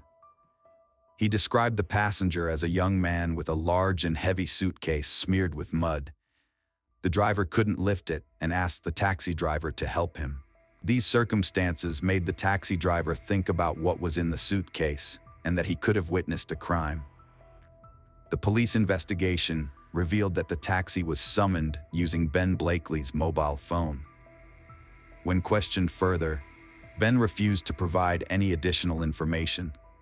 A detailed analysis of his mobile phone's location records showed that Ben had visited several sites in Didcot, including an abandoned countryside barn, which was where a taxi collected him that evening. A team of investigators, including criminologists and dog handlers, was sent to the location to conduct an investigation. It later emerged that Ben and Jaden had previously visited the area because Jaden's mother resided in Didcot, adjacent to the barn. The police discovered a bracelet that resembled the one Jaden was wearing. Trained service dogs, specialized in detecting deceased bodies, began barking inside the barn, suggesting that something was amiss, but Jaden's body was not found. This development likely had a connection to the suitcase Ben had with him when he got into the taxi. The police appealed for public assistance, requesting that anyone who saw a man carrying a large suitcase in the Didcot countryside come forward with information. Meanwhile, officers visited homes door to door and questioned residents of the houses nearest to the abandoned barn. Since the train station video footage showed Ben and Jaden were not carrying a suitcase, investigators sought to determine where Ben acquired the suitcase. On December 14th, the police finally found the answer to their question. During their investigation, they discovered that Ben Blakely's grandmother, grandfather, and younger brother Jake lived near the abandoned barn. When the police visited Ben's grandmother, the first thing she asked was if they were there about the suitcase. She explained that Ben had borrowed a suitcase from her a few days earlier, arriving in a hurry and dumping its contents on the floor without explanation. According to Ben's grandmother, he returned the suitcase 2 days later and discarded it in the barn, but it was dirty when he did so. Additionally, she mentioned that 2 shovels had gone missing, only to reappear later, covered in a thick layer of dirt. Ben's need for 2 shovels raises suspicions that he may have had an accomplice. A possible partner in crime is 17-year-old Jake Blakely, a friend of Jaden's who met Ben through their mutual friend. Several witnesses reported seeing Ben and Jake together, riding dirt bikes. As the investigation into Jaden's disappearance unfolded, Jake was arrested on suspicion of being involved in the crime. Meanwhile, the police sent the suitcase Ben had returned to his grandmother's barn to a laboratory for analysis, hoping to determine if it contained any traces of Jaden's DNA. Based on all available evidence, investigators developed a theory that Jaden was killed in an abandoned barn, then placed in a suitcase and moved to another location where the perpetrator buried her. However, due to the vast area of fields surrounding Didcot, finding Jaden's body was a daunting task. To aid in the investigation, police utilized aviation to narrow down the likely burial site. Through aerial photography, they identified 10 locations with recent significant changes to the soil surface. Although police checked several locations, it yielded no results. It wasn't until they thoroughly investigated all 10 places of interest that they finally found Jaden's body. A surprising development emerged in the case. Jake Blakely began working with the police, directing them to investigate his uncle's grave at a local cemetery in Didcot, adjacent to All Saints Church. Although the cemetery was one of 10 locations that had recently shown surface changes, it was initially considered a low priority since soil disturbances are common in such places. However, upon receiving a note from Jake suggesting that Jaden's body might be buried in his uncle's grave, the police promptly cordoned off the cemetery. Investigators were shocked by this unprecedented method of hiding a victim's body. According to reports from the English press, Ben and Jake's uncle had been buried in 2006. The new twist in this case has garnered widespread media attention. In a shocking first for the country, the victim's body was discovered in a pre-existing grave. Following the setup of a forensic tent at the cemetery, experts commenced their investigation. Tragically, Jaden's family later received the devastating news that her body had been found in the grave of Ben and Jake Blakely's uncle. She was found naked, with no clothes nearby, and her jewelry had been removed. The forensic examination revealed that Jaden had been beaten prior to her death, with finger marks on her neck indicating strangulation. The pathologist ultimately determined asphyxia to be the official cause of death. While in prison awaiting trial, Ben Blakely had a change of heart after speaking with the prison chaplain. He and his lawyer drafted a letter in which he accepted responsibility for Jaden's death, but claimed it was not premeditated. Ben's account of events was that he got into an argument with Jaden, pushed her, and she fell off a bridge near an abandoned barn. He said he tried to revive her, but was unsuccessful. Initially, he buried her body in one location, then moved it to the cemetery and reburied it in his uncle's grave. However, the autopsy results contradicted Ben's story, revealing blunt force injuries to her face and asphyxia as the cause of death, which suggested Ben was not telling the truth in an attempt to shift some of the blame. Jaden's father passed away due to heart problems before the trial commenced. On June 23, 2014, Ben Blakely appeared in court, displaying no remorse for his actions. His provocative behavior and insults towards others made it clear that he was unbothered by the fact that he had taken the life of Jaden and her unborn child. During the 4-week trial, it emerged that Blakely, of Reading Berks, was a violent and controlling boyfriend. 3 of his former girlfriends testified against him, revealing that he was controlling and violent towards them during their relationships. They alleged that he would confiscate their phones, physically assault them, and even grab them by the throat if they dared to answer back, or if he suspected them of cheating on him. The short-tempered, ginger-haired murderer's outbursts were evident throughout the trial. The judge repeatedly warned him for using foul language in the dock and while on the witness stand, where he continuously shouted at prosecutor Richard Leam and used profanities. His fits of rage were too overwhelming for Jaden's mother and other relatives, who were forced to leave the courtroom in tears on several occasions. Judge Patrick Eccles even had to remove Ben from the courtroom one day, sending him to the cells, and continued the trial in his absence.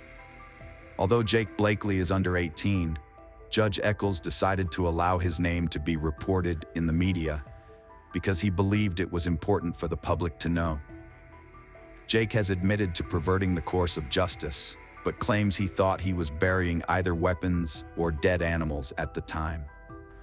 His sibling Ben had promised to give him an Xbox game console and £100 if he carried out the malicious act.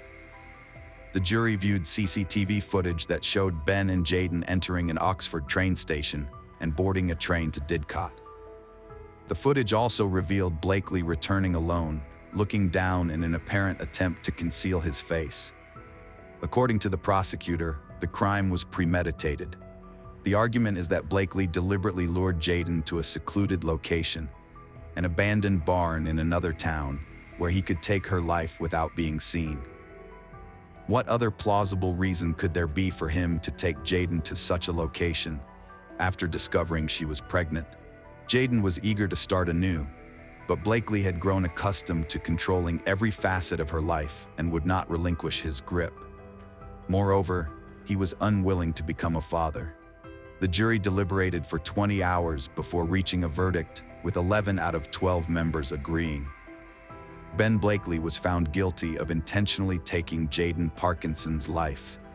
According to the judge, Jaden finally found the courage to end the relationship in November last year, but Ben Blakely responded by threatening to post intimate photographs online to humiliate her.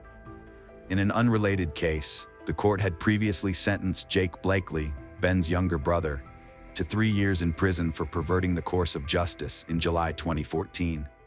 Ben Blakely, on the other hand, was sentenced to life in prison with a minimum term of 20 years. Hello friends, welcome to our channel. Today we're going to take a look at another horrible case with you. The case of Jake Wagner. The case involving the crime against 8 members of the Rodin family became one of the most notorious and complex in Ohio overnight. The motto "all for one and one for all" became fatal for each family member. Only the minor children were spared from the mass violence. The investigation spanned over 10 states in the USA. Detectives conducted more than 600 interviews, gathering around 700 witness statements. Various theories were considered, including self-harm, retaliation by illegal substance dealers, and cult sacrifices. Attorney General Mike DeWine even suspected local residents of withholding crucial information. It seemed the investigation had hit a dead end until a moment came when a solution lying on the surface became apparent. As it turns out, the most complex situations are often rooted in simplicity. This story illustrates how familial bonds turned into a bloodbath in Pike County, Ohio, USA. It all began with a simple crush. Hannah Mae Rodin was 13 years old when she met 18-year-old Edward Jake Wagner. The young man invited her to the prom, and from that evening on, they were inseparable. Their relationship elicited mixed feelings. Undoubtedly, the love that blossomed between them was evident. However, the age difference raised concerns and doubts. Nevertheless, the young couple's parents did not obstruct their relationship, for they had all been young once. Over time, the Rodins and Wagners started spending weekends and parties together. Their love was passionate and carefree. When Hannah turned 15, she announced her pregnancy. Upon hearing the news, Jake was overjoyed. He anticipated how delighted his family would be with the new addition. The Wagners highly valued traditions and lineage, hence they adored children, as they saw the continuation of their lineage in them. Even ancestral names were passed down from generation to generation. Jake's father was named George Wagner III, and his brother George Wagner IV. The Rodins, on the other hand, had a simpler, less ostentatious approach to children, but this did not diminish their family values. Christopher and Dana Rodin, Hannah's parents, remained very close and united even after their divorce. They loved their 3 children and dedicated their lives to their well-being. Unlike the Wagners, the Rodin family had a modest income. 40-year-old Christopher worked as a handyman at the Big Bear Lake family complex, while 37-year-old Dana was a nurse's aide at a youth rehabilitation center. Nevertheless, they managed to instill humanity and diligence in Christopher Jr., Hannah, and Clarence Frankie. Everyone was thrilled about the arrival of little Sophie. To celebrate her birthday, a grand party was organized. Soon after, Jake suggested that Hannah move in with him and his family, arguing that it would make life more comfortable for both of them. His logic seemed sound, given that they were living in a house. However, Hannah declined the invitation. By that time, she had come to understand her partner better and saw the invitation as an attempt to limit her independence. Moreover, the once caring and attentive young man had become suspicious and aggressive. Jake had resorted to physical aggression on several occasions, and his rough behavior had cooled Hannah's feelings for him. Hannah's refusal became a point of contention for the Wagners. Both of Sophie's parents were determined to gain full custody of the girl, and the families began to advocate for their own interests. Driven by his desire, Jake went as far as to threaten Hannah, telling her that if necessary, he would take Sophie by force, claiming that if she truly loved her, she would have handed the girl over to be raised in a healthy environment. Jake believed that the Rodens posed a danger to Sophie, and these discussions continued for 2 years, during which he became more tyrannical. Hannah grew weary of the excessive control, and in March 2015, she completely terminated the relationship. Additionally, she had come to learn something disturbing. It transpired that Jake's brother, George IV, had obtained custody of a son by threatening the boy's mother with a weapon. This confirmed that the Wagners viewed moral and physical coercion as acceptable methods to safeguard their interests. Roden decided to distance herself from the situation. She wanted to raise her daughter alone while working as a nurse's assistant and finishing school. The situation worsened when everyone learned about Hannah's second pregnancy, although she claimed the child was from another man. Jake had his doubts and attempted to find out if she was seeing someone else. So in December 2015, he accessed her social media accounts, but found no evidence of infidelity. At the end of his investigation, he discovered that the woman was communicating with George IV's former mother-in-law, which piqued his genuine interest. A court case soon followed, during which the Wagner family repeatedly interacted with the woman. "They'll have to get rid of me before they can take custody of my daughter," Hannah wrote in her message. Jake shared the details of the correspondence with his family, which enraged them. Then your maternal grandmother, Rita Newcomb, aged 65, forged an important document about custody. Furthermore, during a court session to determine the granddaughter's residence, Christopher Roden and George Wagner III had a serious disagreement. Ultimately, the relationship between the families completely deteriorated. Soon, a terrible idea occurred to the Wagner family. Hannah was so uncooperative that they felt the need to eliminate her, as well as the entire Roden family who could claim custody of Sophie. This insane thought turned into a monstrous plan that solidified by Christmas 2016. People's thoughts during the festive season are usually focused on love and creation, which cannot be said for the Wagner couple who organized a vote. It was decided whether they would implement their plan. All family members agreed, and the only thing left was to assign roles and prepare. 5 months were spent studying the Roden family's homes and surveillance cameras, with a particular focus on their daily routines and work schedules. Each person involved in the criminal plot had a specific role. For instance, Angela Wagner purchased sneakers for all family members to wear at a predetermined time, preventing the victims from seeking help. She also obtained a device to block communication, planning to secretly install it on the Roden family's phones to minimize noise. George III suggested making homemade silencers. He also arranged the transportation on the night of the crime, aiming to secure a van that would not draw attention.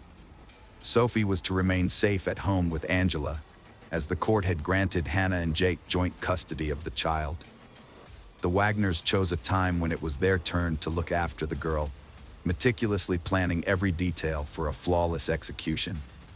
On the night of April 21, 2016, George Wagner III decided to visit Christopher Roden, allegedly to offer him a job opportunity that could improve his financial situation. The job offer was just a pretext to gain access to the house. Unsuspectingly, Roden Sr. opened the door on the morning of April 22, 2016. At about 8 p.m., Bobby Jo Manley, Dana Roden's sister, entered Christopher's house. She did this daily since the day he had offered her a job. Bobby took care of the animals belonging to the Roden family. She noticed someone was inside, which was unusual for that time when everyone typically went about their business. Inside the house, in a pool of blood, lay Christopher and 38-year-old Gary, his cousin. The men lived together. Horrified, she grabbed the phone and dialed emergency services, reporting what she had seen and requesting assistance at 477 Union Hill Road. Shocked, Bobby proceeded to the homes of other relatives. She knocked loudly on one of their doors, and soon, a 3-year-old boy, Clarence Roden's son, appeared. She asked him where his parents were, but the boy did not respond, only pointing towards the bed. Entering the house, she screamed at the sight of 20-year-olds Clarence and Hannah Hazel, his wife. The couple was deceased, with their 6-month-old baby stirring between them, alive but splattered with the blood of his parents. After Bobby's emergency call, the police immediately rushed to the specified address. As they approached the Roden family's property, they were stopped by a concerned neighbor, who urged them to check 2 more addresses where other family members resided. The neighbor's suspicion was correct, and in the 3rd house, the police discovered the bloodied bodies of the victims, 19-year-old Hannah, 16-year-old Christopher, and their relative Dana. Remarkably, the attackers had spared the life of Hannah's youngest child, a baby girl. Only a few days later, another victim was discovered, 44-year-old Kenneth, the elder Roden's brother, who lived a 15-minute walk from the others. By 2 p.m., 8 victims had been identified: Christopher, Dana, Clarence, Hannah, Hazel, Christopher Jr., Hannah Mae, Kenneth, and Gary. The only survivors were small children, a 3-year-old, a 6-month-old baby, and a newborn just 4 days old, along with 2-year-old Sophie, who was at the Wagner home at the time of the incident. After examining the bodies, the police concluded that all the victims had been killed in their sleep by gunshot wounds. Detectives later pieced together the events of that night. The patriarch of the family was awake when the attackers burst into the house, as evidenced by a wound on his right arm.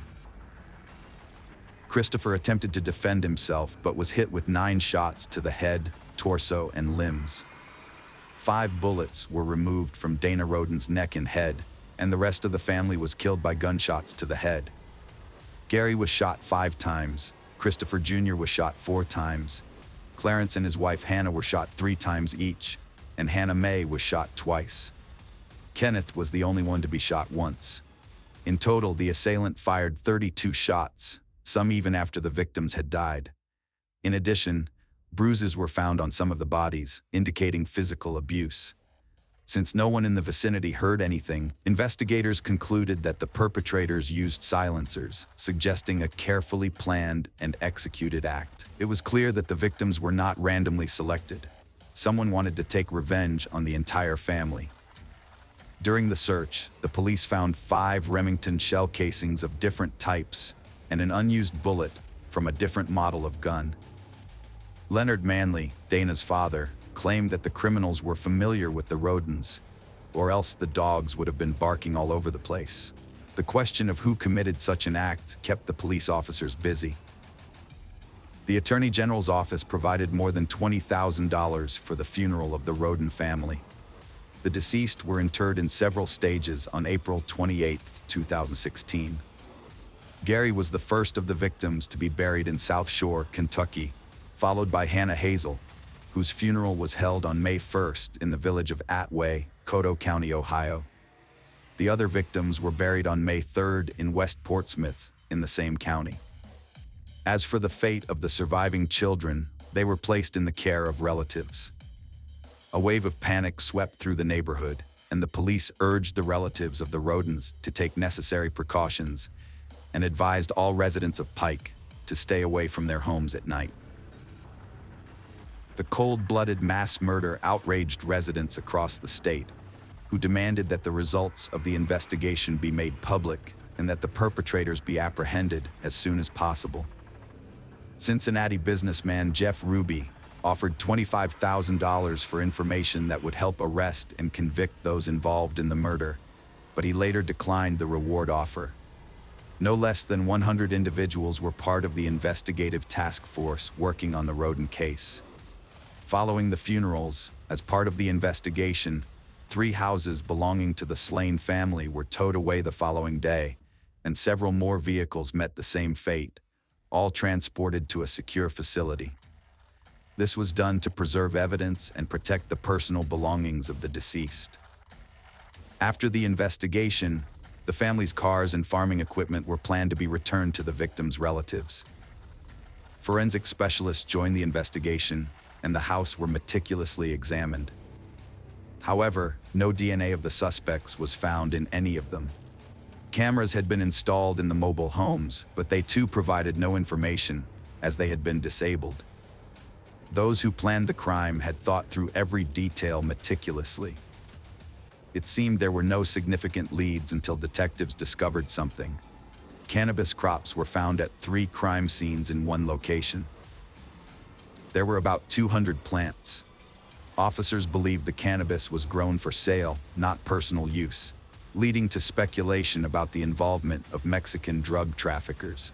However, the amount of cannabis found was too small to suggest an attack by an entire cartel. In January 2017, a close relative of the Rodin family was arrested for drug trafficking, which was considered an unexpected circumstance. Leonard Manley stated that his daughter, Dana, had no involvement with the cannabis operations. "They're trying to tarnish Dana's reputation, and I don't like it," he asserted. Some family members confirmed that Christopher and Kenneth Rodin, the older brothers, grew marijuana, but were unaware of any large-scale cultivation. The theory of a family feud over criminally obtained money was also debunked. Alongside the discovery of prohibited substances, specialized equipment for breeding chickens for fighting, and cages with fighting equipment found at the Rodin's residence. It soon became clear that illegal fights were not the cause of the homicide.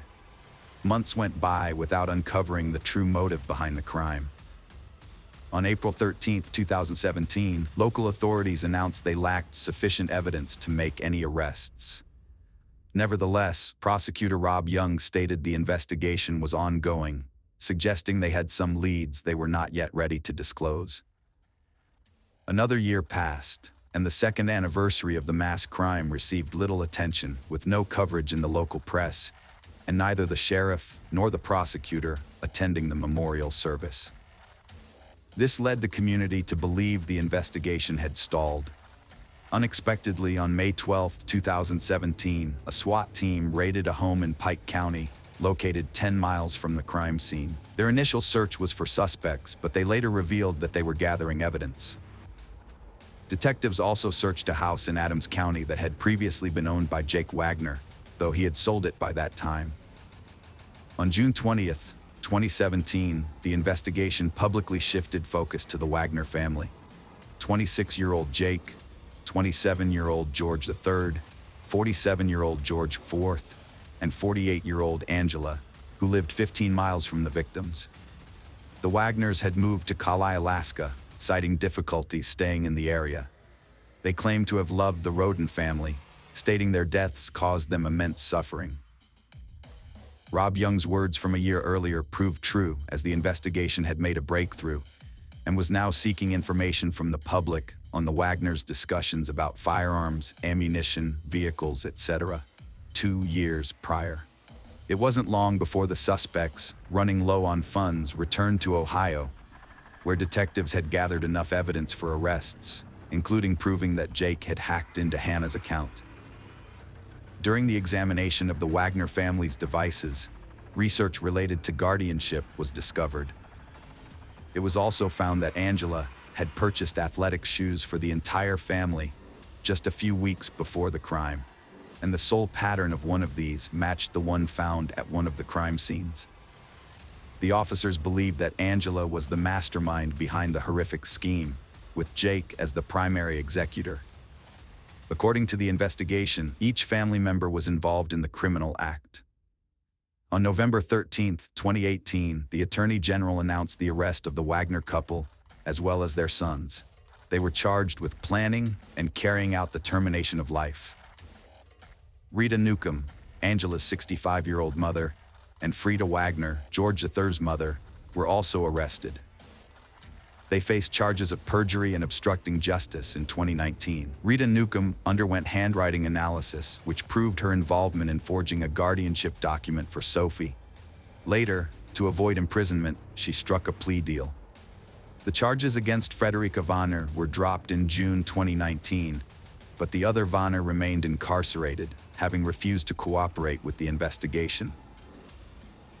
They denied any involvement in the deaths of the Rodins and expressed sorrow over their passing, wishing for the real perpetrators to be caught. On April 22, 2021, 5 years after the tragic incident, Jake decided to make a deal with the prosecution.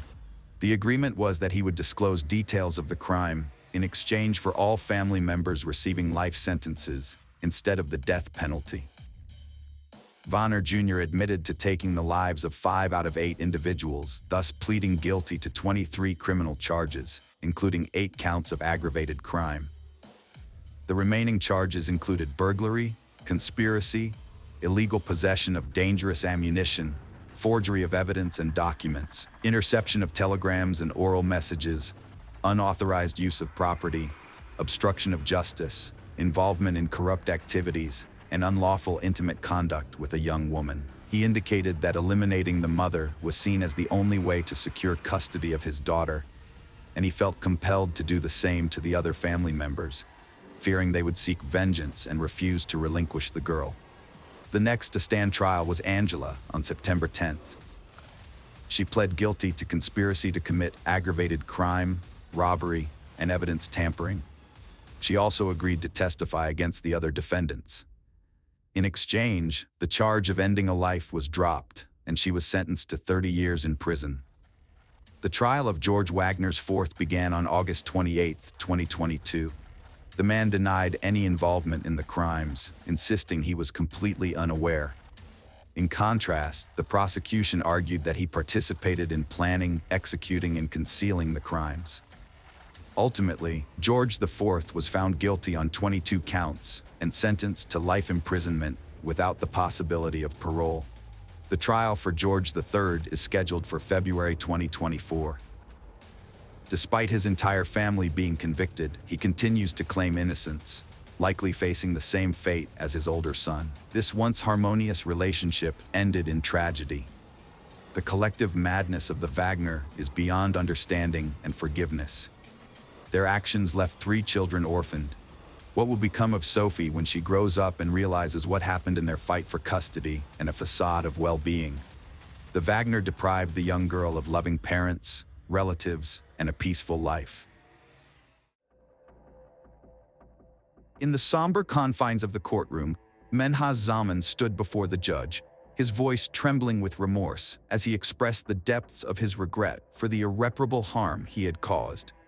With heavy hearts, he sought forgiveness from all those he had wronged, especially those who had lost loved ones as a result of his unforgivable actions. Acknowledging the profound damage inflicted upon his family and the wider community, Menhaz bowed his head in shame, unable to escape the weight of his guilt.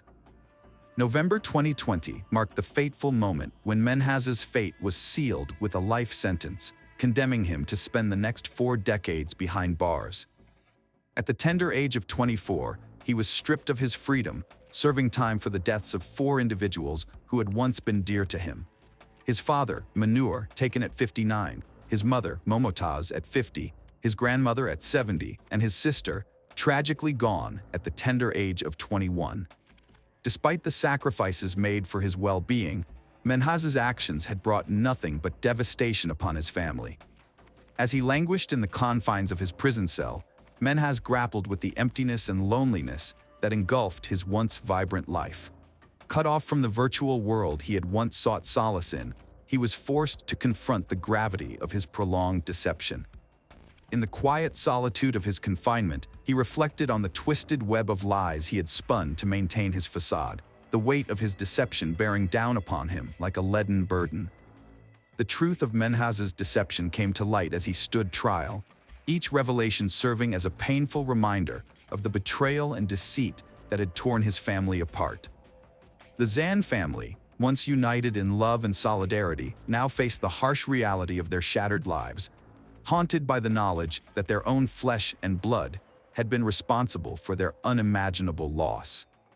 In the end, as Menhaz faced the consequences of his actions, he could only hope that his remorse would serve as a meager consolation to those he had wronged.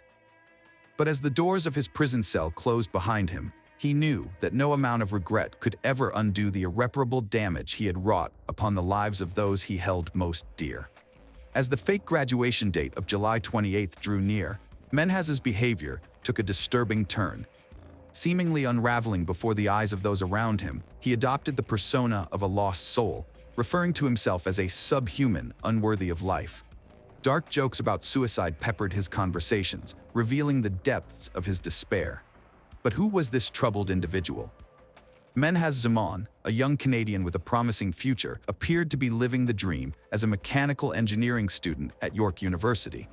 However, the truth was far from what it seemed. In reality, Menhaz had never set foot on the university campus. Concealing this fact from his parents, he plunged deeper into a world of deceit, fabricating elaborate tales to maintain his facade of academic success. Each passing year brought new challenges as he struggled to uphold his double life, the pressure mounting as graduation loomed on the horizon. The strain took its toll on Menhaz's mental well-being, pushing him to the brink of desperation. In a desperate bid for attention, Menhaz resorted to unthinkable measures. On that fateful day, he committed the ultimate act of betrayal, snuffing out the lives of his own family members in a chilling display of violence. Posting photos of his heinous crime on his Discord channel, he sought to shock and horrify, drawing the gaze of a horrified audience. While some initially dismissed his actions as a tasteless prank, the grim reality soon became undeniable. Despite Menhaz's efforts to conceal his identity, the truth of his origins lay in a land far from the bustling streets of Toronto. Born from the complex tapestry of Bangladesh, his family had harbored dreams of a better life in the promise of a new beginning. Manyo Zan, his father, and Momas, his mother, had embarked on a journey of hope, leaving behind their homeland to seek their fortune in Canada. Their arrival in Toronto marked the beginning of a new chapter, filled with aspirations for a brighter future. With the birth of Menhaz and later Mesa, they endeavored to create a loving and nurturing environment for their children. Momas, in particular, was hailed as a beacon of kindness and generosity, her unwavering support a source of strength for the family and the broader Bangladeshi immigrant community. Yet, beneath the veneer of normalcy lay a web of secrets and lies, woven by Menhaz in his relentless pursuit of acceptance and validation. The tragic events that unfolded would serve as a stark reminder of the fragility of the human psyche and the devastating consequences of unchecked deception. And as Menhaz's dark descent came to light, the world could only watch in horror, grappling with the incomprehensible depths of his betrayal. Moni Roos, husband to Momotaz, possessed a quiet demeanor that belied his deep sense of pride and devotion to his family. Known as an introvert within the neighborhood, he commanded respect through his modesty and unwavering dedication. A devout Muslim, Moni placed his family above all else, embodying the values of faith and integrity in his daily life. For years, he toiled as a taxi driver, his commitment to his profession earning him recognition as one of the finest in the city. Having relocated to the bustling metropolis in pursuit of a better life, Moni and Momotaz harbored lofty ambitions for their children. Mesa and Menhaz, the apples of their parents' eyes, were envisioned as future pillars of success, destined for lucrative careers that would afford them comfort and prosperity. Despite their own humble beginnings, Moni and Momotaz were determined to provide their offspring with every opportunity for advancement, sparing no effort in their quest for success. Their journey towards prosperity began modestly, with the purchase of a humble abode on Malwyn Road in Scarborough.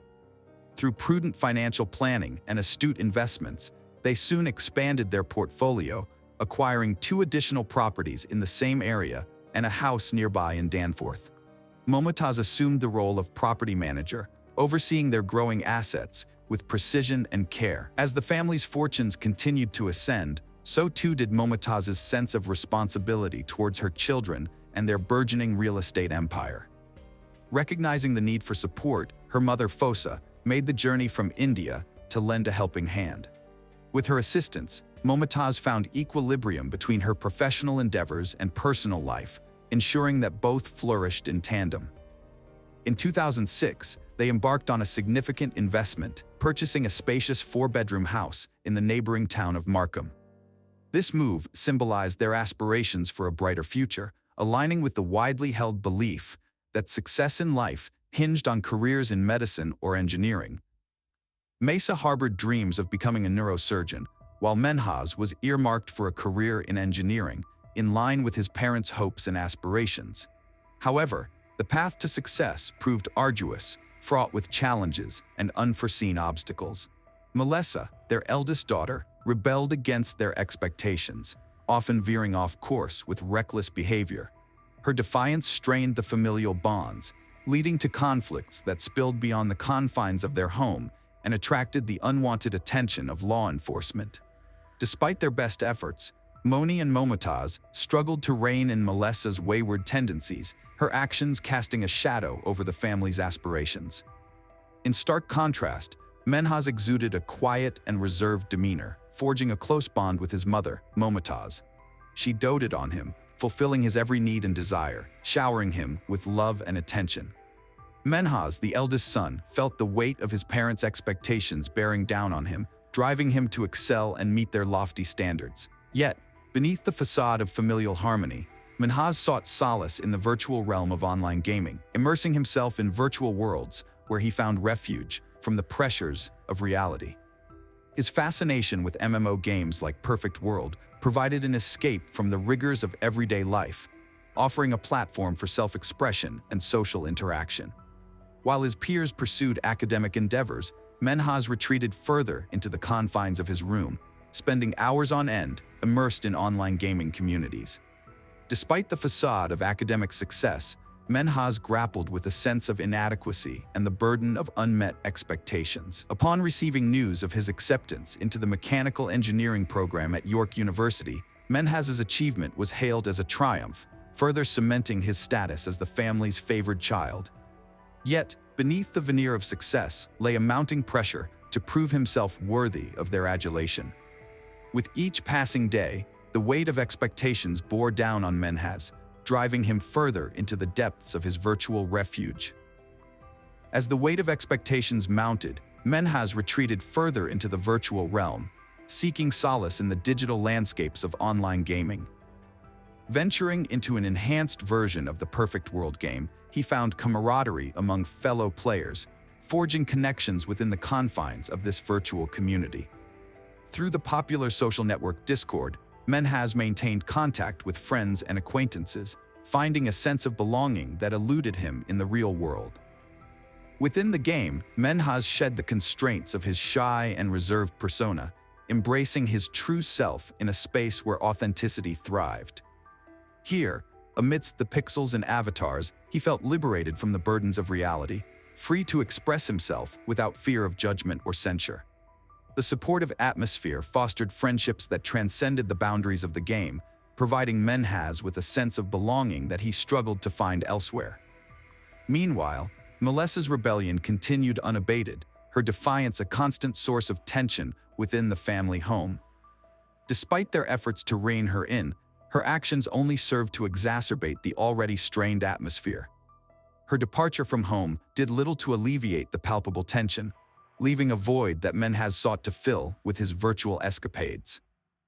In the eyes of their parents, Menhaz emerged as the beacon of hope, the embodiment of their aspirations for a brighter future.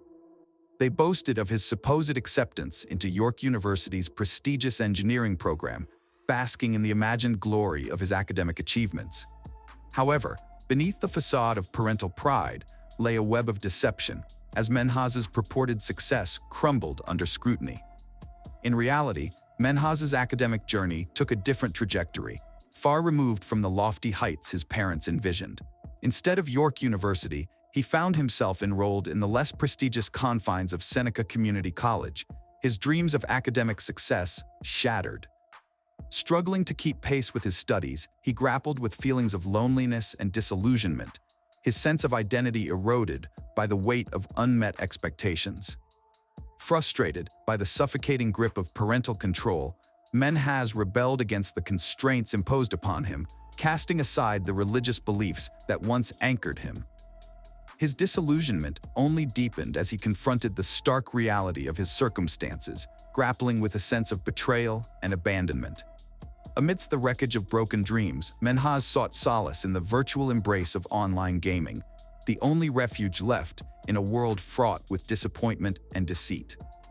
Despite his tumultuous relationships and mounting academic struggles, Menhaz sought solace and independence through his online interactions.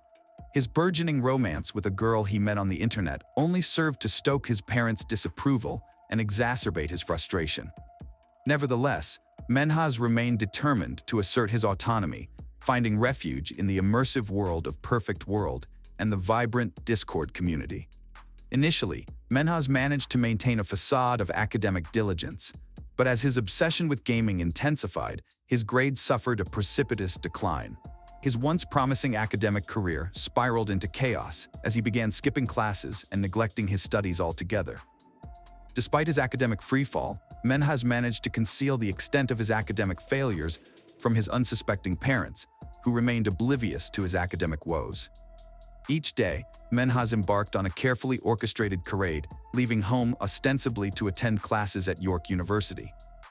In reality, he spent his days ensconced in a local cafe, engrossed in his virtual pursuits. From there, he would make a cursory visit to the gym before returning to his online haven, where he whiled away the hours until the late hours of the night. Menhaz's online persona belied the darkness that consumed him, as he frequently joked with his virtual companions about his impending incarceration and his impending departure from their midst. However, beneath the veneer of levity, his humor took on a sinister edge, laced with aggression and hostility. His increasingly provocative remarks drew ire from community members, culminating in his eventual banishment from the platform. Despite the mounting concerns surrounding Menhaz's behavior, his online associates dismissed his antics as mere attention-seeking, failing to recognize the depths of his isolation and despair. As Menhaz retreated further into his virtual cocoon, Melissa sought to forge her own path, severing ties with her family and pursuing her academic aspirations at York University. From the outside, the Zaman family appeared to be on the cusp of a new chapter filled with promise and potential.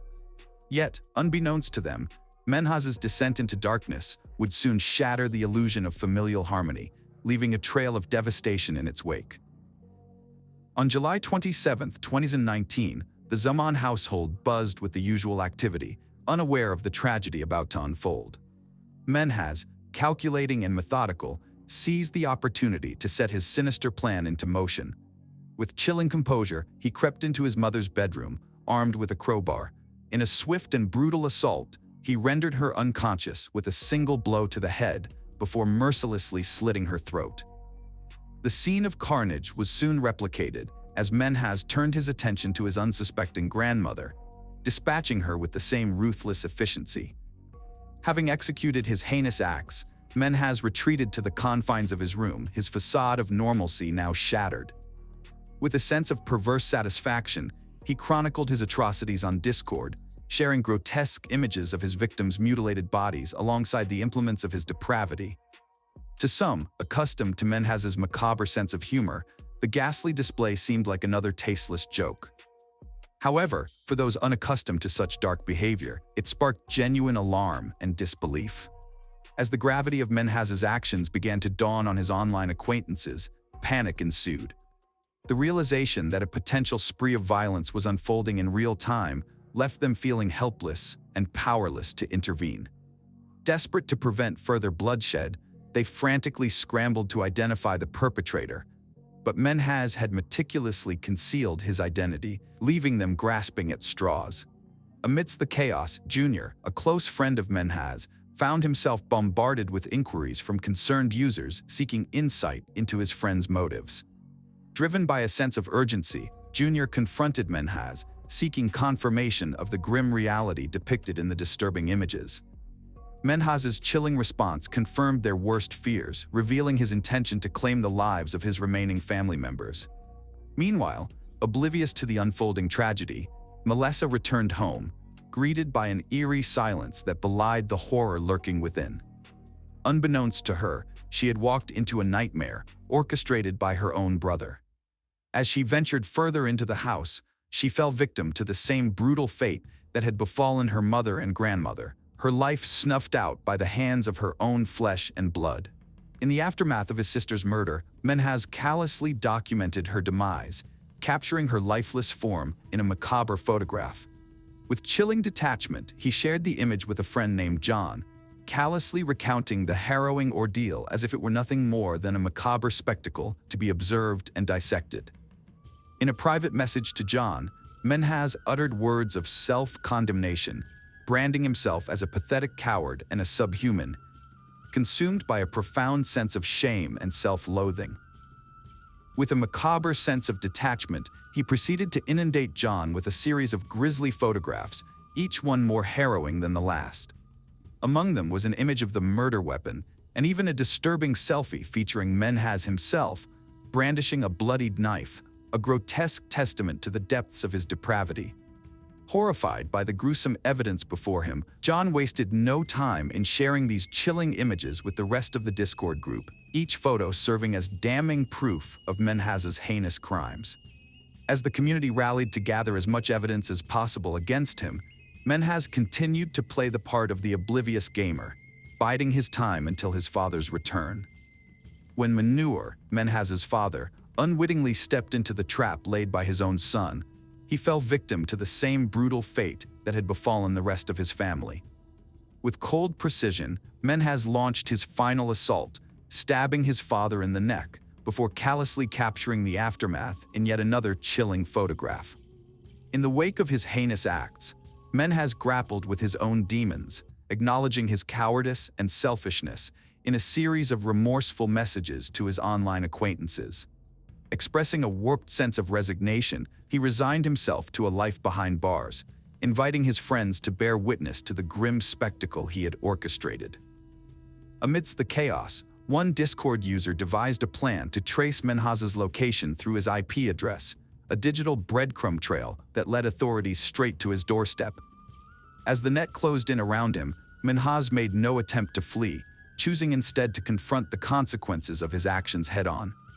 12 agonizing hours after the bloodshed, law enforcement officers descended upon the Zaman residence, their suspicions confirmed by the sight of Menhaz peering down at them from his bedroom window. Surrendering himself to the authorities without resistance, Menhaz offered no protest as he was led away in handcuffs, his stoic demeanor betraying no hint of remorse or regret. Charged with multiple counts of first-degree murder, Menhaz stood trial as the weight of his crimes bore down upon him. With the damning evidence amassed by the online gaming community serving as irrefutable proof of his guilt, there remained little doubt as to his ultimate fate. In the end, justice prevailed, but the scars left behind by Menhaz's reign of terror would linger for years to come, a haunting reminder of the darkness that lurks within the human soul. The Sharp family lived in Victoria, Australia, a place with peaceful beaches and quiet suburban life. John Sharp, his pregnant wife Anna, and their adorable daughter Gracie seemed a happy family. But this image was soon shattered, leading to one of the most heart-wrenching cases in Australian history. In March 2004, the Sharp family home became a crime scene. Anna Kemp and her daughter Gracie vanished without a trace.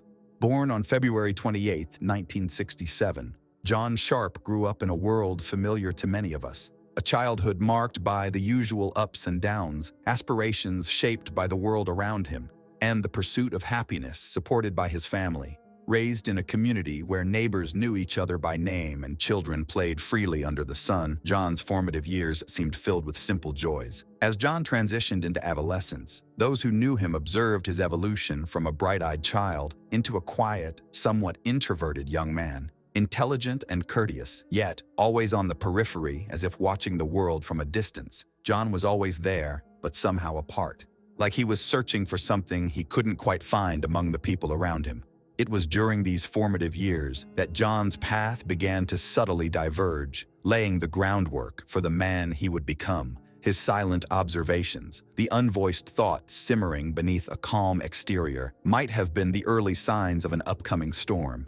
Anna Kemp, coming from New Zealand, brought with her the promise of new beginnings when she arrived in Australia. Her infectious smile and love of life touched the hearts of those around her, including John Sharp's.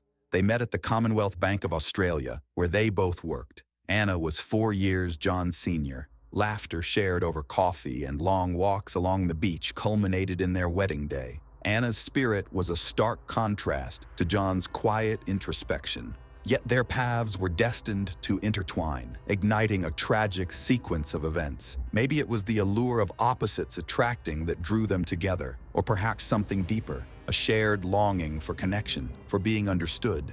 They married in October 1994 and lived in various places around the Mornington Peninsula area of South Melbourne. The future seemed bright, filled with endless possibilities. But behind the joys of marriage, the initial signs of strain began to emerge. The arrival of a child brings a new dawn for a family. Gracie, born in August 2002, with her innocent eyes and radiant smile, became the center of John and Anna's world. Yet the joy of parenthood also brought new challenges, casting long shadows on their peaceful family life. Every home holds its secrets, its private sorrows and silent battles. For John and Anna, the dream of a happy family life in the suburbs of the Mornington Peninsula soon faced trials that tested their bond. Gracie was diagnosed with hip dysplasia, requiring a corrective orthopedic harness and causing her endless discomfort. Her early months were marked by relentless crying and sleepless nights, a situation that tested her parents to their limits. Once the harness was removed, problems with eating began, and her sleep issues persisted. Anna sought professional help for these challenges. The family relocated one last time to a residence on Prince Street in Mornington, a quiet coastal town about 35 miles south of Melbourne. This place would tragically become the final setting for Anna and Gracie. In November 2003, Anna became pregnant with their second child. Gracie was just 15 months old. Anna was very excited. She was a loving mother, and Gracie was what she was living for. She'd always wanted more than one child because she never wanted her daughter to be on her own, so that when she and her husband were no longer there, Gracie would have somebody. The facade of family harmony lasted until March 21, 2004, at a nephew's birthday celebration, the last time when Anna was seen alive. Guests saw no signs of discord between Anna and her caring husband John. The next day, Anna dropped Gracie off at daycare and arranged to catch up with a friend. Her final contact with someone outside her marriage occurred the day after, during a call to her private health insurance company, where she discussed extending their health cover to include their expected child. Then John called Anna's friends to tell them she had left with another man and had left Gracie with him. He reached out to Anna's mother, claiming she had abandoned him for another man, and he was unaware of her whereabouts, though he anticipated she would return for their daughter within the week. He kept bringing Gracie to her daycare, telling the staff that he and his wife had parted ways, which meant Gracie wouldn't be coming back to the daycare. Anna's family received emails from Anna, and her mother received a bouquet of flowers from her daughter, but no phone call. The initial shock and confusion of Anna's friends and family quickly turned to worry. How could a devoted mother and her child simply disappear without a word? By May 2004, Sharp, engaging with the media, painted a picture of a man tormented by his family's disappearance. He said to the local paper, "Anyone that knows me knows I gave 100% for my daughter and my marriage." In a public plea, Sharp, holding a photo of Gracie, professed enduring love for Anna, saying, "Anna, our marriage may be over, but I still love you, and you are the mother of our beautiful daughter Gracie, whom we both adore more than anyone else." He claimed he had spoken to Anna a week earlier and that she had left him for another man. He asked anyone with information to come forward. He said, "My biggest fear is being denied a part of Gracie's future." His demeanor and statements, however, seemed odd and struck a discordant note, inviting scrutiny over his narrative's authenticity. Despite proclaiming their marital dissolution, an inconsistency highlighted by his premature use of the past tense when speaking about his family, a detail that did not escape police notice. Behind the scenes, law enforcement began to peel back the layers of John Sharp's carefully constructed narrative. Each unanswered question pointed to a darker reality. What secrets lay buried within the Sharp family? Anna and her mother used to call each other every couple of days. When Anna missed several of her calls, she grew concerned. She called Sharp, who justified Anna's absence with weak explanations like being busy taking Gracie to daycare. This made her even more worried.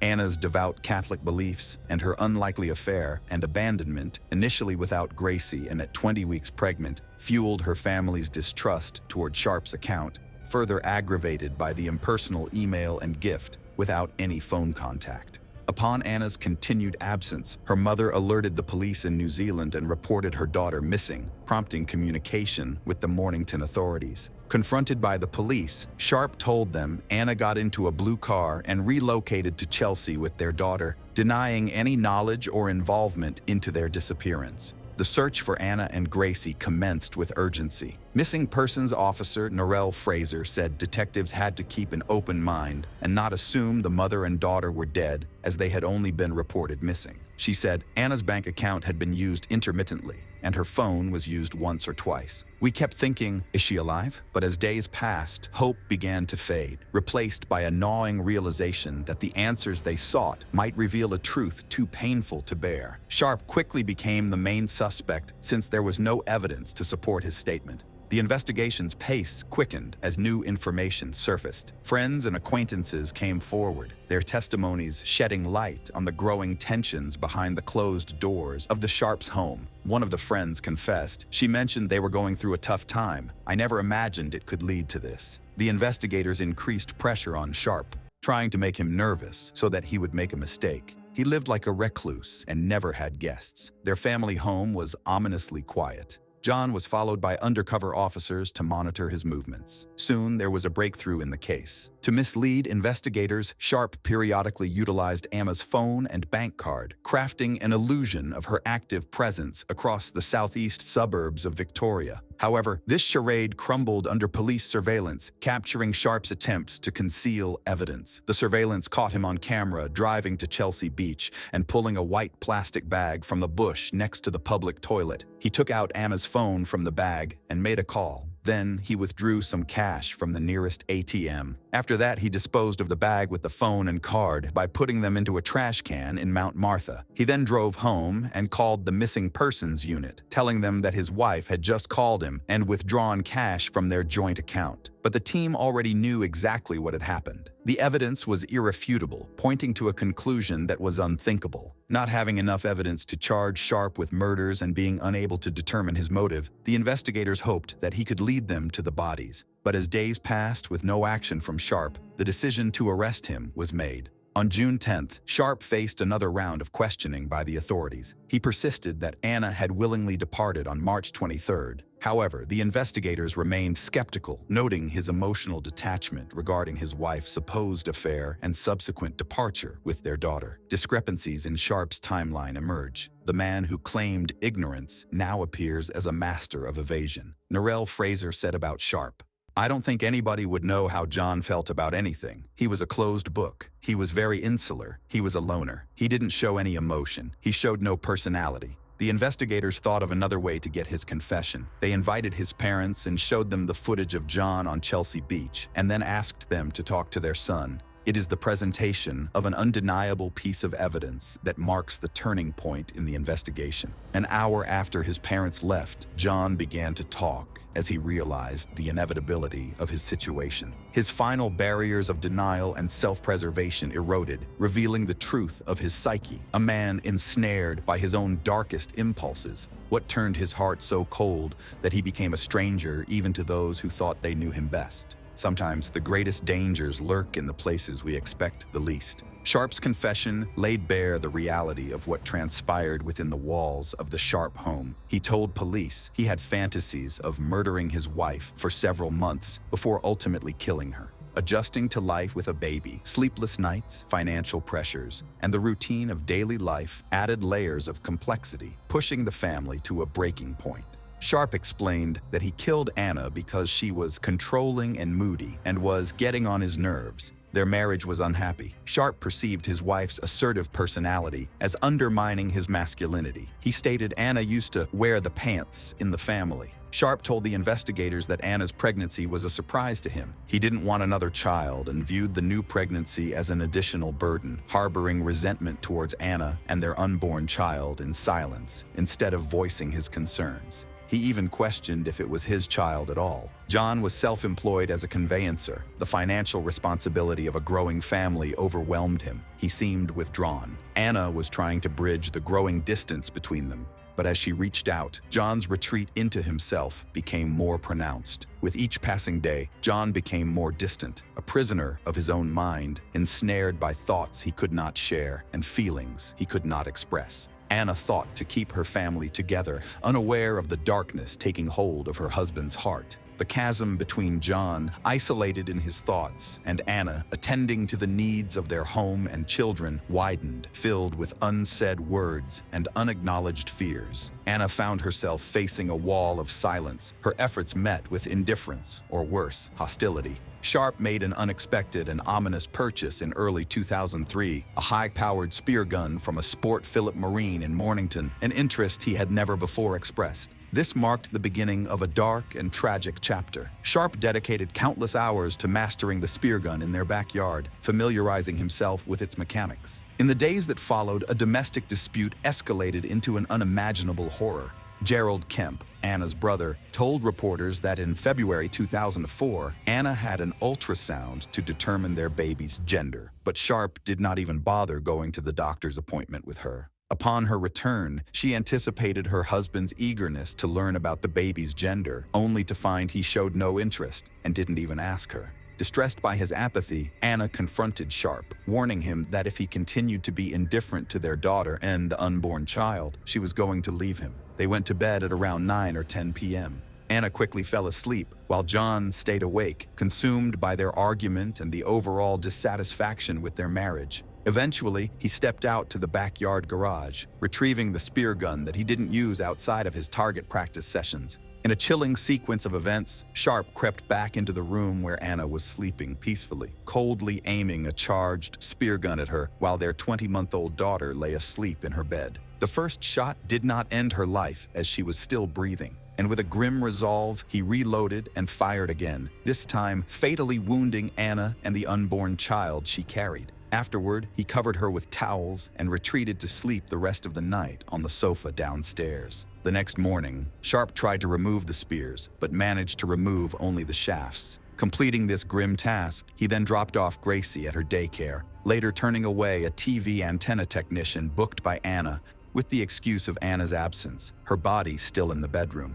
Under the cover of night, he buried Anna in a hastily dug shallow grave in the garden. Officer Fraser said, "It's almost difficult to describe, but to hear a man talk about murdering his wife who was 3 months pregnant, that was hard enough, but he said it with no emotion whatsoever." She compared his confession to saying what he'd had for breakfast that morning.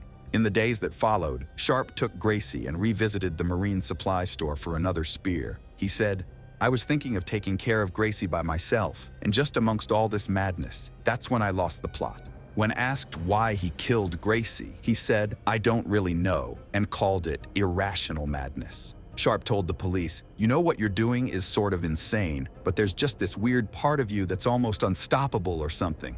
You're almost like on automatic pilot sort of thing. I can't really remember much of what I thought of anything, just apart from the sort of crazy sensation. It was totally emotional." He said that for the next 4 days, voices in his head debated Gracie's fate. A few days after the murder, he started thinking Gracie needed to be with her mum. "It was sort of in and out of my head all week. I could hear things going through my head, the voices saying, 'You can't do it, you can do it, you've got to do it.' Every option was coming up." On March 27th, after putting Gracie into her cot, Sharp drank a few glasses of whiskey and cola, confessing that he did this to numb his senses for what he was about to do. Then he went to the garage. Armed once again with the spear gun, he inflicted unimaginable terror on Gracie, who endured multiple shots before her tragic death at her father's hands. Same as Anna, Gracie didn't die at once. After the 4th shot, she was dead. The next morning, Sharp returned to Gracie's bedroom. He could not bear looking at her, so he had to hold a towel in front of his face. Then he removed the bolts. Concluding his macabre errands, Sharp acquired a chainsaw at a local Bunnings Warehouse hardware store in Frankston. He unearthed Anna's remains from their garden. He then disposed of Anna's and Gracie's bodies in garbage bags at the Mornington Refuse Transfer Station. He also discarded the spear gun, the chainsaw, and Gracie's clothes and toys. "I have a bootload of hard waste," he told the attendant. Officer Fraser said, "This is his wife that's pregnant. I kept thinking what was coming next. And then he told us about little Gracie. It's the most difficult interview I have ever listened to." I remember at one stage, there was a break in the interview. I went to the ladies' toilets, and I just put my head in my hands. I couldn't listen. Sharp then called Anna's friends and family with a fabricated story of her affair. Her friends said that immediately, alarm bells rang, and her hairs on the back of her neck stood up because there was no way Anna would leave Gracie behind. Following the murder of his daughter, he made a second call to his mother-in-law, telling her that Gracie was now with Anna in a bigger and better place. At his residence, Sharp crafted an email from Anna to her family in New Zealand to convince them she was fine. The messages didn't sound like her daughter had written them. Sharp used Anna's email account to contact her brother as well. In the email, he claimed she had departed with another man with whom she was expecting a child. One of the emails read, "Please respect and understand my wish for privacy and take comfort in the fact that I'm about to enjoy life like I have never before." This act only intensified the mystery surrounding Anna's prolonged silence. The family filed a missing person report on Anna. The interview uncovered that he had jotted down notes for his cover story. While analyzing Sharp's TV appearances, body language expert Dr. Cliff Lamsley said that this was a poor attempt at portraying concern and sadness. He was juggling his eyebrows, contorting his face, and using a tissue as a prop, though there was no moisture on his nose, no tears on his face. It's a convincing tactic that we rarely see with truth-tellers. The family told the police some disturbing facts. They believed Sharp's motive for murdering Anna was her discovery of Gracie's abuse by her husband. Although there was no evidence to support this theory, Sharp had a history of abusing the children of family and friends. Anna didn't know this before marrying him. One relative said, "We reckon she caught him. We think that's why he killed her." When one of Sharp's former victims became an adult, she confronted him about the abuse. In response, Sharp called her a derogatory name and told her she deserved it. The victim was tormented by the thought that reporting it earlier could have prevented the murders. Anna's brother later said that after the couple's honeymoon, she told her mother about their marriage. "I think I've made a mistake." Her brother remarked, "She just carried on with the mistake." She said there was no passion or love. Nevertheless, the couple continued their life together. An exhaustive 3-week search at a landfill in Mornington eventually led to the discovery of both Anna and Gracie's remains. Narelle Fraser was a member of Victoria Police for almost 30 years. One case she will never forget is the Mornington Monster. During the search, she spotted a blue bag. She opened it, but saw a kitchen glove, so the search continued. However, she had a gut feeling that something was wrong, so she returned to the bag. She then realized that the glove was not what it seemed. She said, "It's funny, but I knew I'd find Anna. Just an innate feeling I can't describe any better than that. And when I did find her, I couldn't leave her. I sat with the bag, waiting for crime scene to arrive. I couldn't bear the thought of her being alone in the tip without anyone with her. I've thought about it since, and I know it sounds bizarre, but I almost feel like Anna was reaching out to me. I was determined to make sure that Anna wouldn't end her life in this tip. I just knew I would find her, and I did." Soon she realized that Gracie must be close by. "I put my head in my hands, and I just cried. I cried for what Anna had endured, for Anna's family, for humanity as a whole, I suppose." They were laid to rest at Green Park Cemetery in New Zealand, with Anna's maiden name, Kemp, marking their final resting place. The memorial also bears the name of Anna's unborn son, Francis. During the trial, the attorney aimed to shed light on John Sharp's psyche, his mental anguish that preceded the tragic events. Through the defense's lens, Sharp's life was depicted as being full of mounting pressures, financial strain, marital discord, and a crippling sense of entrapment. The sentencing judge said the events of the crime were too awful to contemplate and singular in its barbarity. He stated that Sharp had murdered his daughter simply so that his first crime would not be discovered, which was unspeakably callous. Forensic psychologist Carrie Dane said, "John Sharp was a quiet man, a shy man. Another way of looking at this was that he was actually quite socially inept. He didn't have much in the way of communication skills. He didn't have a lot of emotional intelligence." Psychiatrist Dr. Lester Walton had described Sharp as dependent, passive, and the retiring individual who was unable or reluctant to confront problems. Sharp believed the only way of solving his marriage difficulties was to kill his wife. The Mornington Monster pleaded guilty to the murders committed against both Anna and Gracie, receiving 2 consecutive terms of life imprisonment for each, without eligibility for parole before 33 years. He will be eligible for parole in 2037. Sharp wept like a baby on hearing the verdict. He is kept under protective custody while serving his sentence, as he faces life threats from other inmates. Sharp's elderly parents said John's crimes were horrific. He has given himself a life sentence for what he has done, and he will live with this for the rest of his life. One of Sharp's nieces said that his crimes have stolen 3 beautiful and precious lives. Sharp's crime is considered Victoria's worst case of familicide. Investigator Shane Brundell said, "It's a healing process for us as much as anyone else, and with the passage of time that gets a little easier. But it certainly makes you appreciate your own circumstances, your own family, and cherish every moment that you have with them, knowing that there's people out there that resort to these sorts of means to eradicate their own families. Just makes you know how special and important your own families are." The case of Sheila LaBarre, a monster with an angelic appearance. Psychological and physical traumas received at an early age can have a very unpredictable effect on adult life. Of course, far from always, they lead to the fact that a person becomes cruel and seeks to hurt others. But sometimes it is the trauma can give rise to a real monster.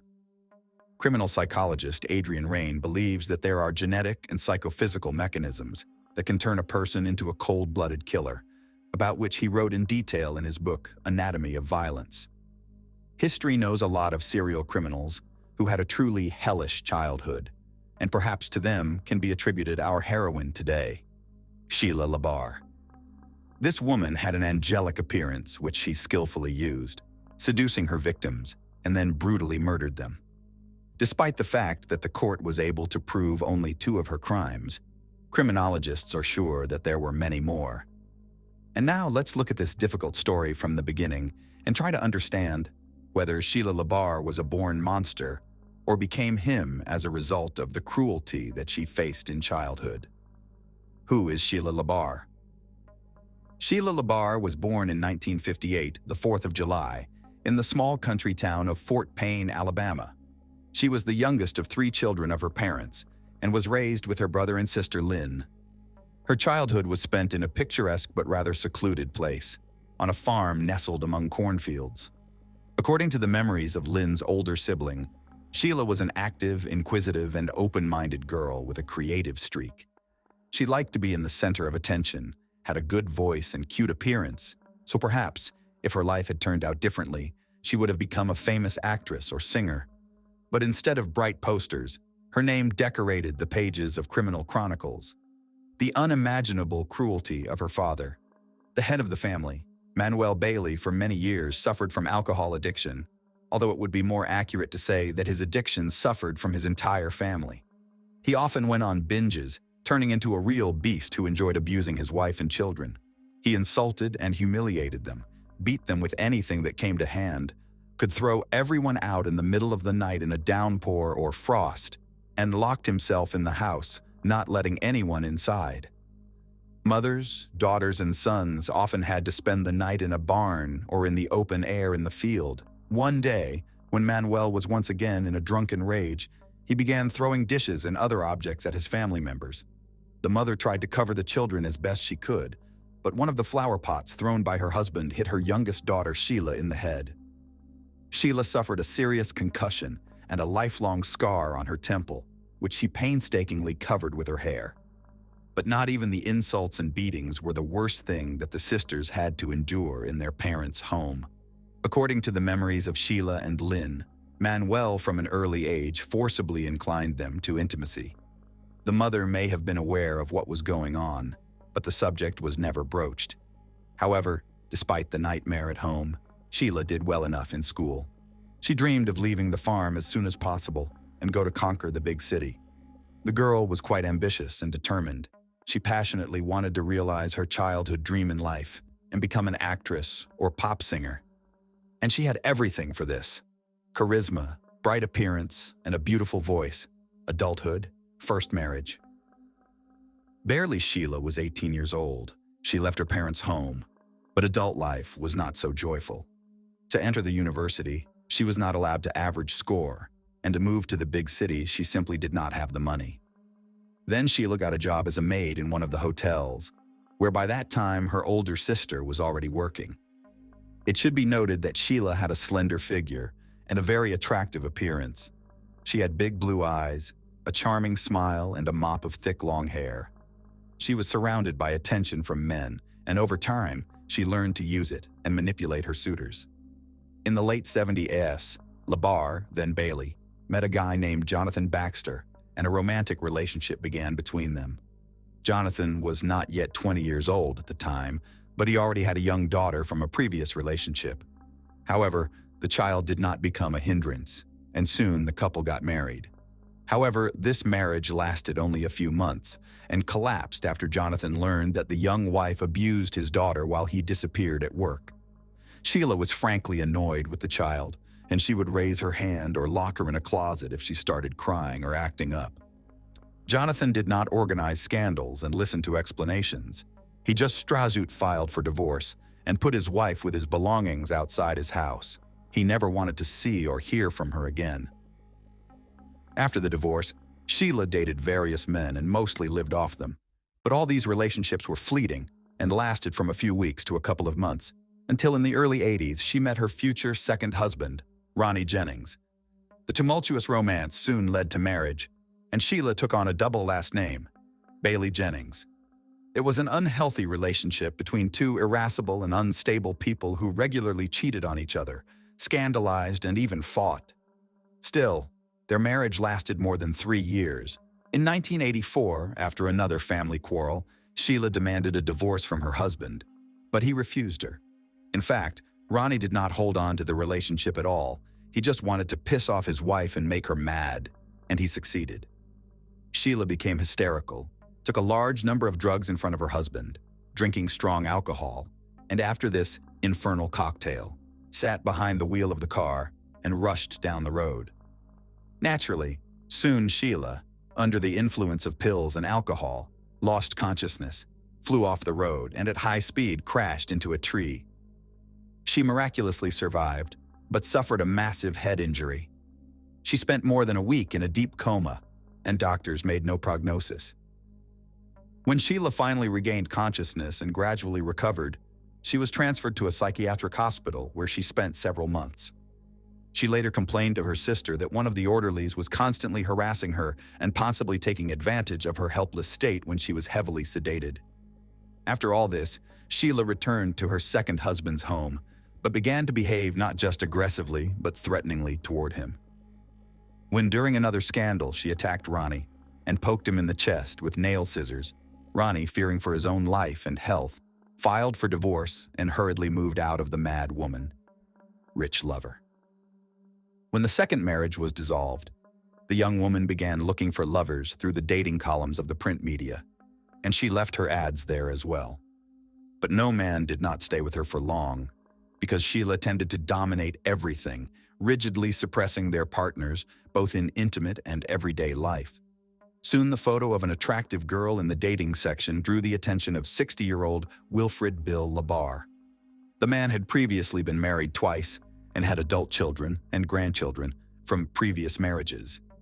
He was widowed a few years ago and had been living alone on his large country ranch ever since.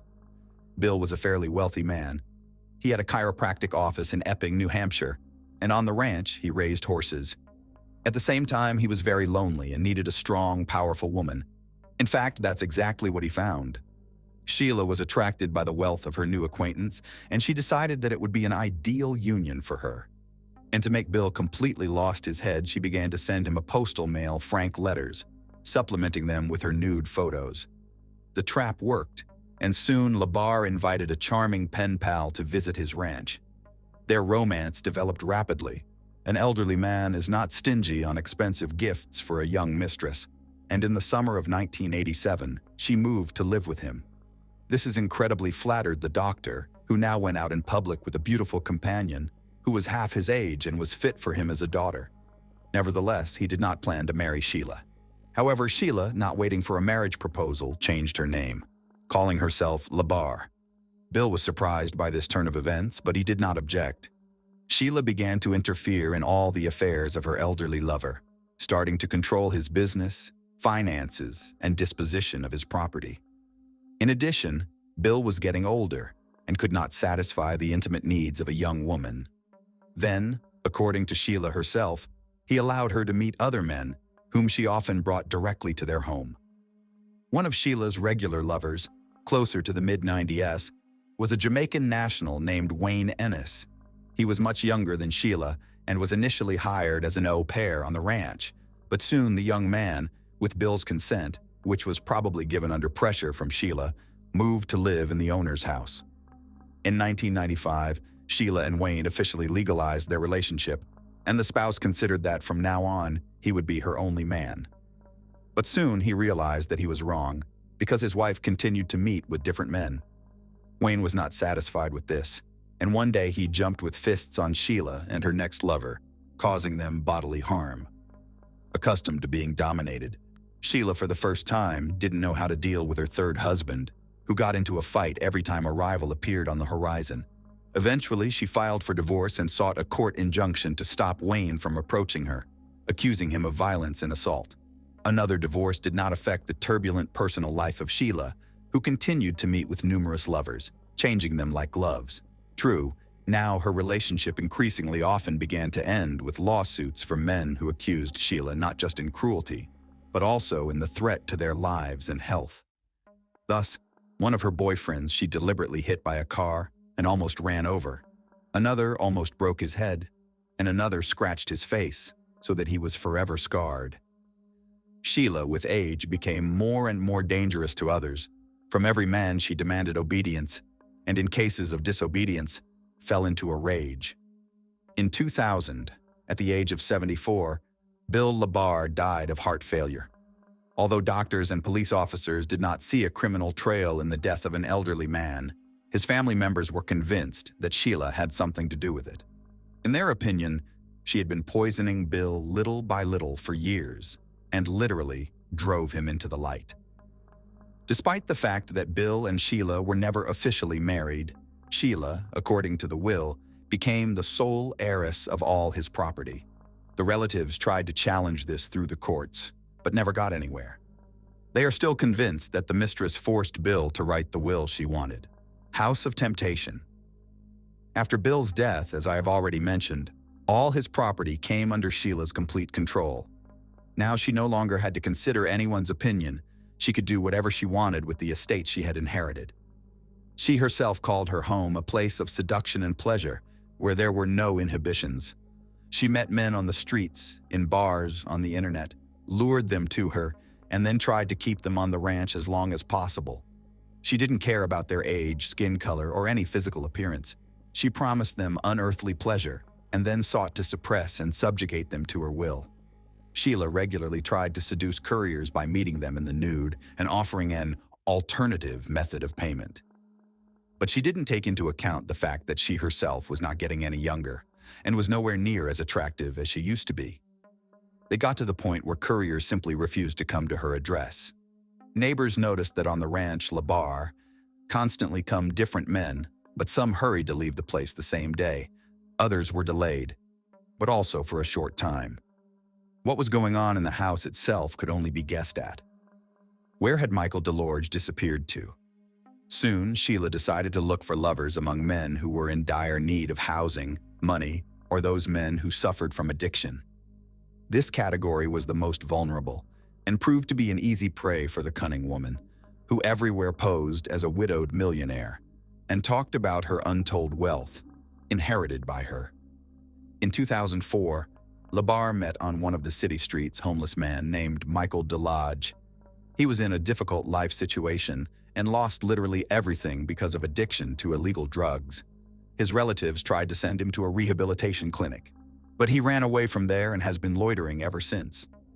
Sheila liked Michael, and she invited him to her, promising shelter, food, and the necessary drugs in exchange for intimacy. Moving to the ranch, the guy was completely dependent on his old mistress. He complied with all her demands, afraid to be on the street again. But Sheila quickly got into the taste, and her desires became more and more sophisticated. She bound, beat, and humiliated Michael, taking pleasure in it. He tried to escape several times, walking dozens of miles and hiding in homeless shelters, but he never decided to go to the police for fear they wouldn't believe him. Meanwhile, Sheila found him each time and brought him back to the ranch. In desperation, he tried to contact his family members and let them know he was in trouble. His loved ones immediately responded to this disturbing news, but it was too late. In October 2005, Michael DeLorge disappeared without a trace. When his family contacted Sheila directly, she stated that she and Michael had broken up. He had left her, and his current whereabouts were unknown to her. Michael did not show up at any of the places he had been to before. No one who knew him had seen him, and there was no way to contact him. Contacting the police was fruitless, and LaBar remained beyond suspicion, trusting Kenny County. Sheila's tales of her exorbitant wealth were greatly exaggerated, and the house and automobile had to be maintained, so she was forced to get a job. Naturally, Sheila chose an occupation to her liking. She became an operator of intimate phone services. Since she had a truly enchanting voice, men fell for the bait and offered to meet her in person.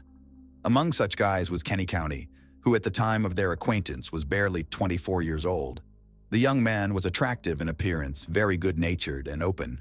However, he had a low IQ level, due to which he was very gullible. This was exactly the kind of guy LaBar was looking for. Kenny was very close to his mother, on whom he actually depended, but Sheila, with the help of clever manipulations, managed to break this connection and literally lure Kenny to herself. She made him an unforgettable night of love and promised that they would be like this all the time. The young man decided that he had met the woman of his dreams, about which he informed his relatives, and then moved to live in Sheila's house. But soon Sheila showed the guy her true face, having arranged for him a real torture room in one of the rooms. Each time, intimacy inevitably turned into a brutal beating, or something worse. Kenny's body was covered with bruises, abrasions, scratches, cuts, and burn marks. But he could not leave the house of the mistress who had completely subjugated his will. Sheila did not allow him to see and communicate with his loved ones, and his family could only guess what was happening to Kenny. The first alarm was raised by neighbors who periodically noticed the guy and were horrified by his sickly appearance. A few days before his disappearance, a local store clerk took a picture of the young man on her cell phone camera, and later this picture was attached to the case file in court. In the photo, Kenny's condition could be described as deplorable. He was very thin, there were huge bruises under his eye and on his cheek, and his nose was probably broken. Judging by the degree of healing, all these injuries had been inflicted at different times, which suggested that the guy had been brutally beaten for a long time. The contents of his cart were also alarming. He rolled 2 large canisters of fuel to the cash register, as it later turned out, for his own cremation. The store employees were so puzzled and even frightened by the guy's appearance that they decided to report him to the police for possible domestic violence. But this time, Sheila managed to get away with it, and they could not charge her with anything. Soon, Kenny stopped contacting his family altogether, and when his worried mother arrived at LaBar's house, the owner behaved aggressively and advised to leave Kenny alone. All subsequent attempts ended similarly, at which point Kenny County's family filed a missing persons report with the police, indicating that he may be being held forcibly at the country ranch, a home crematorium, and gruesome findings. When police arrived at Sheila's home, she claimed that the young man no longer lived with her, and claimed that Kenny had run away because his mother, whom he was allegedly terrified of, began visiting them frequently. As evidence, Sheila provided an audio recording in which she asks her lover if his own mother had attacked him, and he quietly gives an affirmative answer. It all seemed more than strange, and the very next day, an officer visiting Sheila secured a search warrant for the estate. Sheila had been on the police's radar many times before, and her name had been linked to another mysterious disappearance of a boyfriend. But over the years, Sheila had never been questioned, and her house and grounds had never been searched. When the police arrived, they did not find LaBar at home, but they did see several fires burning near the outbuildings. The fires looked strange and were made of improvised materials, a mattress, fragments of wooden furniture, hay, etc., all doused with a flammable mixture. One of the bonfires had bones in it that clearly looked like human remains. The squad requested reinforcements in the form of forensic experts, reporting all the findings. But that turned out to be just the tip of the iceberg compared to what they discovered next. Almost all over the house were found poorly washed traces of blood. It was so much that it seemed as if there had been a real massacre. It turned out that the blood belonged to at least 3 different people. The bones smoldering in the fire belonged to the missing Kenny, and there were 2 empty fuel cans lying nearby, the same ones the boy had bought at the local store the day before. But that wasn't all. Also found on the property were the remains of Michael Delage, who had disappeared a few years earlier, and some fingers of some third guy who was never identified. Among other things, a large number of items belonging, judging by the size, to various men were fished out of the sump at the ranch, the fates of which have not been learned. The hostess herself was not at home at the time of the police visit. She had figured it out and gone on the run. Sheila hitchhiked to Boston, where she obviously hoped to get lost. Moreover, on the way, she seduced one of the drivers who gave her a ride, and he trustingly invited her to live in his house. However, the next day, having seen on TV news about the search for a dangerous criminal, the new lover himself called the police and reported that Sheila is now in his bed. It was there that she was arrested.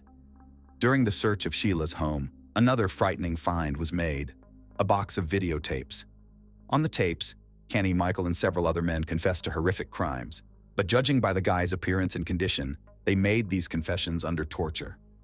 Since Labar's arrest, her mental health has raised a lot of questions, so the court ordered the necessary evaluations. Sheila was found to have a delusional disorder as well as signs of schizophrenia. She called herself an angel sent from heaven to protect children from rapists. It was Sheila's failing mental health that became the basis on which her attorney tried to build a defense. He called his client a profoundly sick person and tried to prove that she was not aware of her actions. The reason for this was the mental and physical trauma she had suffered as a child. The defendant herself claimed that many years ago, when she was in that terrible accident and found herself in a coma on the verge of death, she met with God, and the latter told her to cleanse the world of men who infringe on children. Sheila's ex-husbands and some of Sheila's lovers also spoke in court, who, in one voice, called her a crazy, unstable, and extremely violent woman. And Wayne Annis, the third husband, said that the ex-wife repeatedly persuaded him to kill Mr. Labar in order to seize his property. But despite the defense's attempts to convince the court that Sheila was insane and in need of treatment, it was proven that she was aware of her actions at the time of her crimes. She was found guilty in July 2008 and sentenced to life imprisonment without the possibility of ever being released. All of her appeals were rejected. Sheila is now serving her sentence in Florida at Homestead Correctional Facility. Thanks for watching, guys. That was Jack. Subscribe to the channel and don't forget to click on the bell not to miss